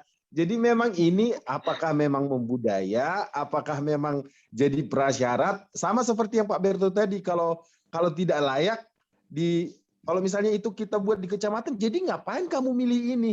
Ngapain? Apakah kita salah ini? Padahal kalau kita mau jujur, grafik dari 4 ke 7 atau ke 9 kemungkinan itu sangat susah kita jumpai. Itu hanya untuk menambah wahana aja sih. Terima kasih Pak Sahat. Terima kasih Pak. Terima kasih, luar biasa. Bu Mulyani ada tanggapannya Bu? Silakan Bu. Ya, terima kasih Pak Sahat. Silakan Bu. Jadi saya sih hanya istilahnya tuh mengingatkan kita semua, menyadarkan kita semua, gitu kan. Kita orang yang bergerak di dunia pendidikan, selama ini kan menanamkan nilai-nilai luhur, Pak. Ya, Tadi memang yang namanya tujuan kita memberikan pembelajaran itu kan peningkatan di bidang kognitif, psikomotorik, dan afektif. Tapi kenapa kok dari 3 aspek itu hanya dominan ke kognitif? Ya. Sementara yang harus kita amati itu kan psikomotoriknya, afektifnya. Nah, yang namanya kejujuran itu kan afektif, Pak. Kalau seandainya kita berkuar-kuar untuk jujur katanya, tapi sementara kita sendiri tidak jujur, itu kan tidakkah lalu bertolak belakang dengan hati nurani kita? Jadi makanya saya tidak tertarik dengan membuat PTK seperti itu, karena omong kosong ya dalam hati saya itu kan, walaupun mungkin ada memang yang hasilnya tuh signifikan kan, omong kosong ya bikin PTK. Peningkatan nilai sedemikian rupa, saya mengajar dengan sedemikian rupa caranya untuk menaikkan nilai sedemikian rupa itu bukan mudah dan sangat susah gitu kan. Jadi kalau seandainya saya lihat tulisan kawan-kawan tuh meningkat sekian, apa iya ya? Kok hebat benar guru itu? Saya tuh kadang berpikir seperti itu. Kok bisa ya? Kok bisa ya kawan-kawan seperti itu? Jadi saya terus terang Pak, kemarin sempat saya kompromi diskusi dengan kawan saya yang udah jauh, sering itu lama nggak ketemu kan. Saya tanya, udah golongan berapa kan? Udah golongan 4B katanya kan. Mantap lah 4B sebenarnya itu kan. Udah bikin PTK-nya kah? Gimana bikin PTK-nya? Ajarin lah, saya bilang. Saya pun mau belajar, kan. Lalu dia ketawa, Pak. Loh, kenapa ketawa? Kan. Saya nih, katanya, bikin 4B tuh karena ramai-ramai kawan-kawan katanya mau naik golongan katanya gitu kan. Lalu katanya bayar katanya. Seperti yang Pak Berto tadi bilang, sekian juta kan. Ya Allah, pikir itu. Lalu akhirnya saya mengingatkan. Saya bilang terus itunya gimana? Saya itu kan penilaian apanya? Lolos tuh semua katanya. Ya Allah, saya itu kan. Terus melakukan penelitian kan enggak. Itunya aja dibuatkan katanya. Terus dia tuh guru kah? Bukan katanya. Siapa? Pegawai dinas. Ya ampun sebenarnya tuh. Kok lalu kita guru yang notabene mohon maaf mencerdaskan katanya anak bangsa, lalu harus saya tuh lalu jadi sedih kan. kok kawan saya pun saya bilang bisa terjerumus ke arah seperti itu, pikir saya kan. Jadi saya sedih Pak akhirnya kan. Aduh, saya bilang saya kok rasanya enggak sesuai ya saya tuh. Ingat sedang apa yang kita perbuat itu nanti dipertanggungjawabkan loh, saya bilang itu kan. Buat apa kita naik 4B saya bilang itu, sementara dengan cara yang tidak baik. Lebih baik kita itu tetap konsisten dengan golongan kita, tapi kreativitas, inovasi kita untuk memberikan pembelajaran kepada anak murid untuk lebih cerdas, untuk lebih menunjukkan eksistensinya, itu malah yang lebih penting bagi saya, kan? Habis gimana ya kota itu? Seperti itu. Ya udahlah, saya angkat tangan. Oh, sebenarnya saya lepas diri aja lah kalau kayak gitu. Sebenarnya saya enggak mau, itu kan. Makanya saya kalau seandainya memang misalnya ini kan karena kewajiban salah satu wajib ya bikin PTK ya dari 4A ke 4B gitu kan, harus gitu kan, wajib gitu kan. Dan kalau seandainya memang kondisinya seperti itu, enggaklah makin gimana nanti dunia pendidikan kita nih gitu, Pak. Itu yang saya pikirkan, Pak. Makanya saya maju mundur, ikut kehendak, bikin kehendak. Tapi saya salut dengan Pak Berto tadi yang memberikan motivasi kepada saya. Jadi kalau seandainya misalnya tidak diakui di tingkat kabupaten, kalau seandainya memang itu adalah sesuatu yang sudah kita perbuat dan menghasilkan sesuatu yang menurut pandangan orang, bukan menurut pandangan pribadi, ya menurut pandangan orang pun itu ada sesuatu yang memang luar biasa, kenapa tidak kita angkat gitu. Tapi mungkin bukan dalam bentuk PTK kali Pak Berto ya. Saya sih memang terus terang Pak tidak berorientasi untuk misalnya naik pangkat 4B, 4C dan seterusnya. Dan buat apa pangkat tinggi tapi sementara kinerja kita, sikap kita, karakter kita kok tidak mencerminkan dengan level golongan yang tinggi gitu Pak. Itu malah terus terang bagi saya itu memukul itu saya gitu Pak. Nah itu mungkin perlu saya sampaikan. Terima kasih Pak. Terima kasih Bu, luar biasa. Itulah curahan hati kita Bu sebagai guru. Banyak hal yang memang yang tidak sesuai dengan hati nurani kita Bu. Tapi itulah keadaannya. Kita nggak boleh menyerah. Bu Mulyani, semangat. Ya. Semangat terus Bu. Tetap berjuang. Ya betul Pak. Ya, yuk. Ada lagi Bapak Ibu sekalian? Yang tadi ada Bu Riris, ya Bu Riris tadi ya. Bu Riris tadi baik, ada. Ya. Baik, Bunda, ya. Pak Saad, saya ingin menyampaikan kepada Pak Berto, kenapa saya tidak mau membimbing Ibu Mulyani untuk membuat PTK, karena sebenarnya Bu Mulyani punya potensi yang seperti diceritakan tadi Pak Berto, tetapi karena saya tidak ahli untuk menghitung yang non kognitif gitu loh. Jadi nanti pakai teorinya seperti apa, saya menyarankan beliau di awal tadi ketika Zoom baru dibuka, ini ahlinya, ini orangnya ini. Saya ahlinya, ini orangnya. Pak Berto itu orang yang cerdas, yang pintar dan berkarakter, saya bilang. Karena tulisan-tulisan beliau itu tajam-tajam, aku bilang begitu. Jadi lebih cocoknya ke Pak Berto. Jadi nanti Pak Berto bisa mengarahkan ke sana. Jadi untuk diketahui bahwa Ibu Mulyani ini pembicara tingkat nasional pembelajaran PJJ yang benar-benar ditangani oleh Pak Kementerian. Lalu beliau juga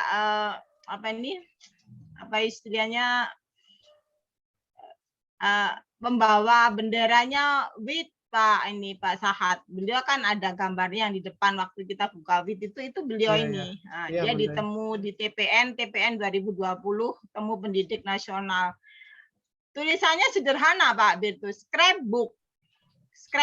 Nah, nanti Pak Berto bisa browsing scrapbook itu kayak apa dan beliau bisa melaksanakannya di pembelajaran PJJ. Kan ketika saya lihat juga scrapbook itu ada beberapa guru yang dia melaksanakan pada tatap muka aja sulit Pak Berto. Tetapi beliau bisa melaksanakannya pada PJJ dan beliau ceritakan dari awal sampai terakhir sampai menjadi sebuah buku. Kebetulan saya yang jadi editor buku beliau. Jadi saya itu udah baca sampai 9 kali kok 11 kali ya. Jadi setiap bab saya koreksi, saya kembalikan. terus begini, terus bolak-balik begini, Kupang Sanggau, Sanggau, Kalimantan Barat, NTT begitu. Sampai akhirnya buku itu jadi dan buku itu sudah ada di tangan Ibu Mulyani. Mungkin Bu Mulyani bisa pamerkan di sini nanti. Nah, akan lebih baik kalau buku itu dijadikan sebuah BTK. Tapi ternyata beliau punya pendapat pribadi seperti yang diceritakan tadi, Pak Birto. Nah, kalau saya untuk instrumennya itu, Pak Birto, instrumen yang seperti dipikirkan oleh Ibu Mulyani itu saya nggak bisa, Pak Birto. Saya belum ada pengalaman, Pak Birto. Gitu. Jadi akan lebih bagusnya saya sarankan Ibu Mulyani berkolaborasi atau diskusi dengan Pak Birto nanti lewat email, lewat WA. Pak Birto bisa arahkan hingga menjadi sebuah BTK yang seperti Ibu Mulyani sampaikan. Karena beliau memang benar-benar tidak mau itu. Beliau menggali potensi anak dengan cara kreativitas. Gitu. Anak berkreativitas, anak akhirnya bisa mengemukakan pendapat. Jadi yang menang bukan hanya Ibu Mulyani ketika itu, Pak Birto. Jadi Ibu Mulyani sama muridnya satu itu diundang untuk menjadi pembicara di Jakarta. Dan itu perasaan muridnya itu yang deg-degan, yang gimana, itu diceritain semua. Dan yang cerita bukan Ibu Mulyani loh. Yang nulis muridnya sendiri gitu loh. Jadi sukses seorang guru itu adalah ketika muridnya bisa ada di depan gitu loh. Jadi muridnya itu cerita itu dengan segala kekhawatirannya, dengan segala deg-degannya. Karena ketika saya menjadi editor buku, saya bukan hanya menanya Ibu, saya berhubungan langsung dengan muridnya yang tampil tadi. Saya video call gitu. Saya video call ini dulu waktu Ibu Mulyani gini. Jadi saya kayak saya telusuri gitu. Seperti saya mengeditori bukunya Panggil Aku Kak Nus itu kan saya ini. Kalau Pak Birto baca tentang Wayne itu yang pernah nikah di Papua itu ya kan seorang wartawan dari Amerika itu. Jadi ketika saya jadi editor buku saya berusaha seperti Wayne itu, Wayne Sargen ya, Pak Birto klik Wayne Sargen nanti. Beliau sampai nikah sama orang Papua untuk meneliti tentang Papua. Nah, ketika saya jadi editor buku tentang Bu Mulyani, saya yang nulis muridnya tak video callin semua, Pak. Bagaimana perasaan kamu ini. Dan itu konsep seperti itu, saya terus terang nggak punya pengalaman yang PTK seperti itu, Pak Birto. Dan menurut saya sukses beliau, gitu. Mereka saya sukses. Nah, ini akan menjadi sebuah PR bagi Pak Birto untuk membantu Ibu Mulyani. Terus satu lagi, Pak Birto. Apakah dalam PJJ seperti saat ini, Pak Birto itu kan kreativitasnya tinggi, pintar nulis ya, bisa bersuara karena menulis adalah berteriak kepada dunia tanpa suara, Pak Birto ya. Mungkin Pak Birto bisa bersuara lewat tulisan beliau, oleh tulisan Pak Birto. Bagaimana kalau PTK itu tidak harus seperti yang Bu Mulyani sampaikan tadi, begitu. Dalam masa PJJ kalau aturan pemerintahnya tidak dirubah kan kasihan juga Pak Birto. Kan macam saya ini kan dari 4A ke 4B ke 4C harus punya PTK. Kan saya sudah punya di jurnal kan juga sudah ada. Tapi teman-teman lain yang mereka ingin membuat PTK dengan pola seperti Ibu Mulyani akan sulit penelitiannya itu. Konsep-konsepnya itu yang mungkin belum bisa pengawas mengakuinya. Nanti akan dicoret-coret lagi Pak Birto. Nah itu mungkin Pak Birto bisa meluruskan itu ya. Sekaligus saya minta tolong Pak Birto bimbing Ibu Mulyani seperti keinginan beliau. Soal nanti beliau bisa diterima atau tidak ya walau alam nanti akan menuju jalan seperti Pak Birto sampaikan tadi, minta dimuat di jurnal tingkat nasional begitu. Tulisannya bagus Pak Birto, sangat bagus bukunya dia. Buku beliau. Mana Bu Mulyani tolong ditepamerin. Nah, itu. Nah, sama saya belum sampai, Bunda. Belum sampai ya? Oh iya memang belum. Ke NTT belum sampai di duluan yang di Kalimantan. Iya. Baik Pak Birto, itu yang ingin saya sampaikan. Sekaligus saya minta tolong mungkin bisa dibimbing untuk menjadi PTK tapi bukan dalam ranah kognitif ya. Yang afektif sama psikomotor mungkin. Tapi konsepnya kayak apa saya enggak ngerti Pak Birto. Terima kasih Pak Birto. Ya, silakan Pak Birto mungkin masih bisa ditanggapi tadi. dari Bunda Lilis. Silakan Pak. Ya, 1 menit saya akan berkomentar ya Bapak. Ketika S1, saya juga melihat banyak orang, banyak teman yang sebagian hasil-hasil penelitian itu seperti Pak Paut Nababan tadi bilang, ada datanya yang hilang, ada yang nilainya muncul tiba-tiba bertambah, gitu ya. Terus ada juga ya larinya ke hasil belajar bentuk pengetahuan. Mungkin persis saya sama dengan Ibu Mulyani, saya tidak hanya menilai pengetahuan. Bapak, skripsi saya meneliti tentang 2. Satu yang hasil belajar bentuknya kognitif, satu lagi bentuknya keterampilan proses sains. Keterampilan proses sains. Dan saya berjuang Bapak Ibu untuk mendapatkan instrumennya itu dari Malaysia dan Amerika. Benar-benar waktu itu kemampuan bahasa Inggris terbatas saya terjemahkan. Apa yang terjadi Bapak Ibu? Yang saya syukuri adalah instrumen saya itu diminta oleh ketua di waktu itu. Kenapa? Karena itu belum banyak dipakai orang gitu. Nah, yang mau saya sampaikan kepada Bapak Ibu adalah banyak guru enggan meneliti keterampilan berpikir, kreatif, apalagi ya, beda dari pengetahuan lah gitu ya. Kenapa? Karena instrumen itu memang tidak sembarangan ya. Butuh juga, bahkan sama seperti pengetahuan, butuh juga assessment dari viewer, dari ahli. Sehingga orang nggak mau capek, nggak mau susah gitu. Ya udah pengetahuan aja lah gitu. Jadi saya tegaskan kepada Ibu Mulyani, kalau Ibu Mulyani mau instrumen berpikir kreatif, nggak apa-apa, nanti kita diskusi Bu ya. Saya coba bantu berpikir kreatifnya itu di bidang apa, gitu ya. Terus instrumen yang cocok kira-kira apa, gitu kira-kira ya. Jadi iyalah Bapak Ibu yang meneliti selain dari pengetahuannya, bisa juga motivasi, berpikir tinggi, berpikir kreativitas.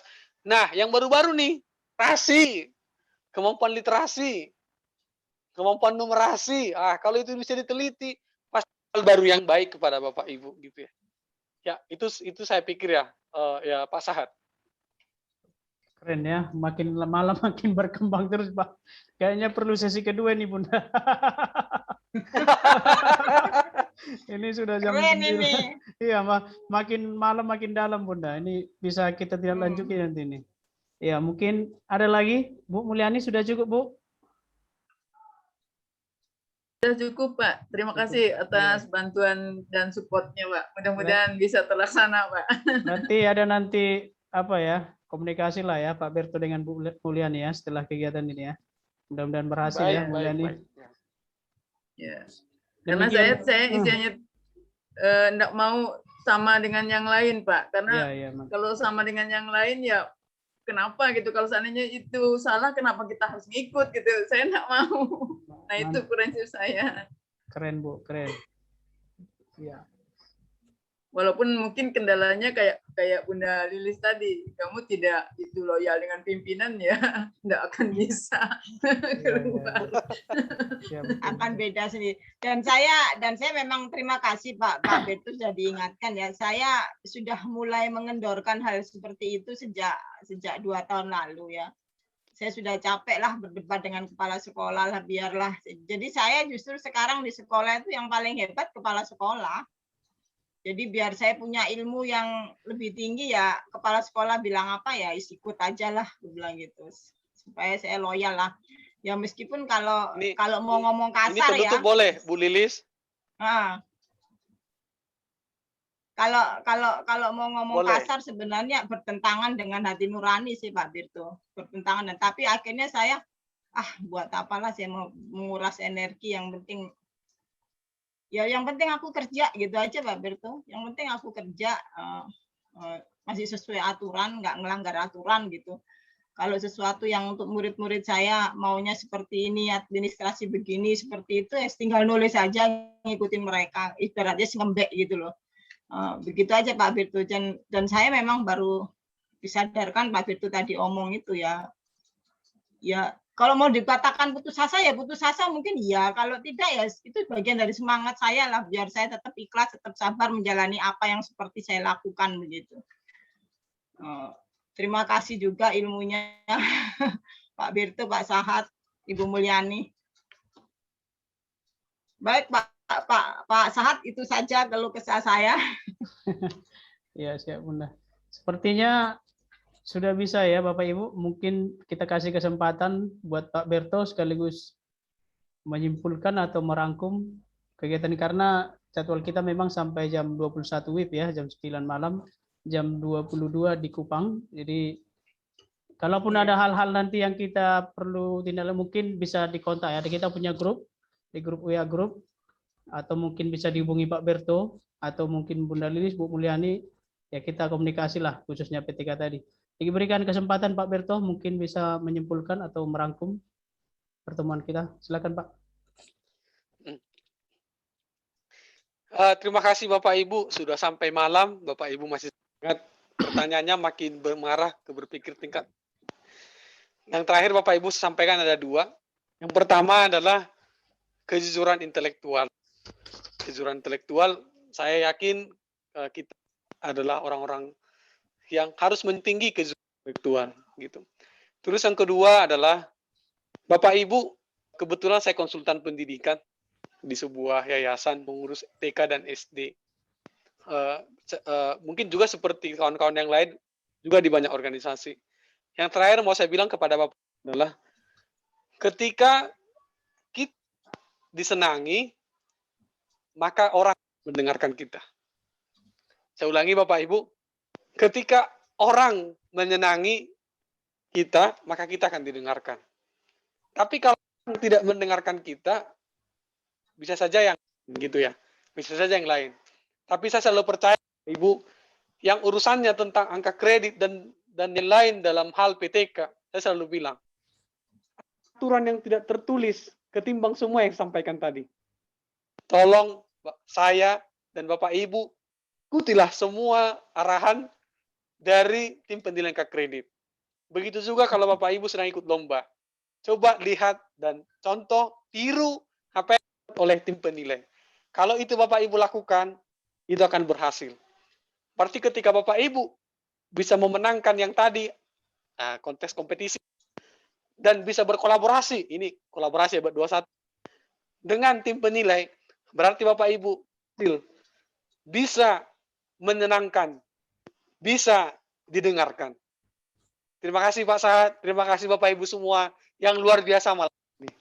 Terima kasih plus buat Pak Berto yang luar biasa malam ini. Ya, demikian Bapak Ibu sekalian.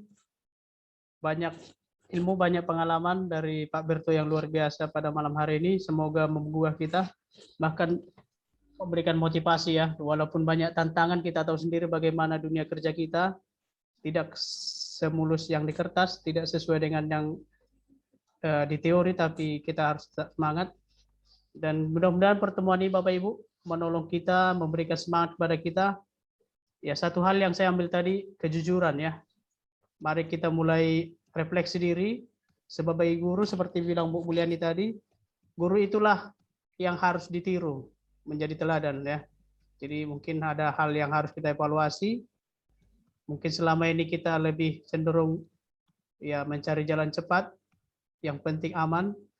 Ya mungkin kita evaluasi dari diri kita karena seperti saya tergugah betul dengan apa dibilang Bu Mulyani. Yang saya inginkan bukan kenaikan pangkat, bukan ini, bukan, tapi panggilannya sebagai guru yang betul-betul bisa menjadi teladan. Samping itu juga kita harus seperti bilang Mbak Ber tadi, kita ikuti aturan-aturan yang ada. Selama itu masih dalam konteks kejujuran intelektual, saya pikir kita harus tetap berjuang dengan mengikuti aturan atau model-model atau apa yang sudah disampaikan oleh tim penilai dan pimpinan kita. Itu yang mungkin saya bisa simpulkan. Sebagai penutup, saya berikan kesempatan kepada Bunda Lilis sebagai Ketua Panitia menutup kegiatan kita malam ini, Bunda. Silakan, Bunda.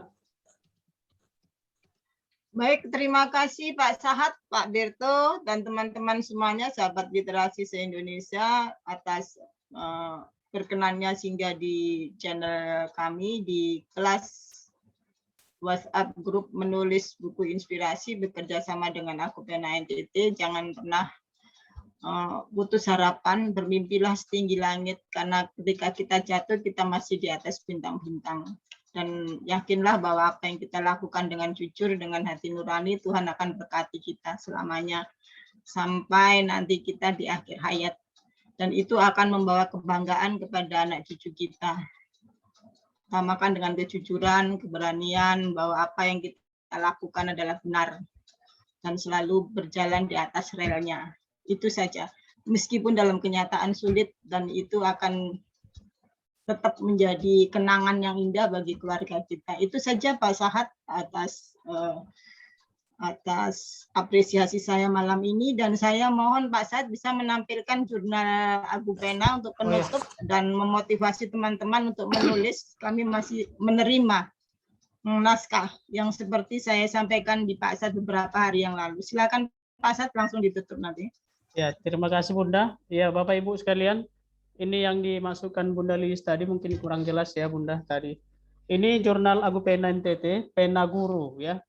Jadi Pena Guru, jurnal yang diterbitkan oleh Akupena NTT, masih menerima tulisan-tulisan Bapak Ibu untuk diterbitkan di jurnal ini. Mungkin bisa menghubungi Bunda Lilis, Bapak Thomas mungkin untuk bisa diterbitkan di jurnal ini. Ini Bapak Ibu. Ini edisi kemerdekaan ya Bunda?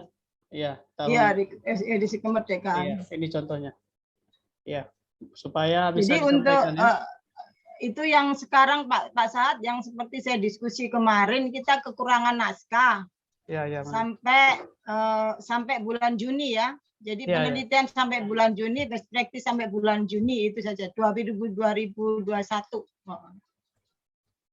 Yep, siap. Saya minta tolong Pak Sahat, tapi Pak Sahat nggak nolong saya sampai hari ini. Ya. Oke, Bunda. Semangat kita kasih tangan dulu. Semangat tangan kanan Bapak Ibu sekalian. Semangat. Oke, kita beri aplaus untuk kita semua. Tepuk tangan kita Bapak Ibu supaya tetap semangat. Pak Sahat, foto dulu dong Pak Sahat. Iya, foto Biar dengan dibuka. Iya. Ya, kita buka kamera Mohon dibuka semuanya. kameranya Bapak Ya. Ibu, kita foto. Kita salam literasi ya. Iya. Salam literasi. Buka kameranya semua Bapak Ibu biar dipoto dulu. Satu, ini layar satu ya. 1, 2, 3. Oke, sabar. Oke, tunggu Bu.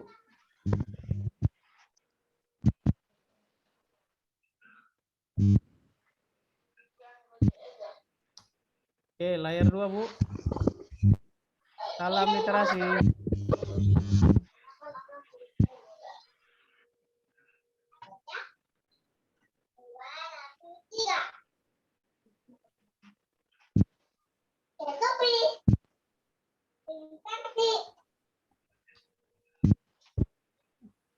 Oke. Selamat malam untuk kita semua, Bapak Ibu. Semangat untuk kita semua. Demikian acara kita malam ini. Ilmunya, Pak. Ya, kami mohon maaf kalau ada kekurangan kami dari panitia. Untuk besok kita akan tetap mengikuti diklat kita Bapak Ibu. Kita berselang-seling ya. Kalau malam ini Pak Sahat, Pak Berto minta, link oh, ya, absennya enggak? ada Bu. Iya, link Ada, Bu. absen Pak Ada, Sahat, ada. absen Pak Sahat. Ada di chat, di kolom chat Bu. Nanti saya bagikan lagi. Ya, di grup MBA juga ada Bu. Nanti bisa kita lihat di grup. Ya. Jadi besok Pak Sahat, tolong diingatkan naskah yang mau nulis buku. Oh ya, Bapak Ibu, kita akan diklat diharapkan akan menerbitkan 6 buah buku dengan tema Terima Kasih Guruku. Jadi Bapak Ibu sekalian bisa mengirimkan kepada kami, ke Bu Lilis atau kepada saya, bisa dikirimkan. Nanti aturan-aturan penulisan akan kami kirim ke grup ya Bapak Ibu, ke grup kita masing-masing, ke buku 1 sampai buku 6.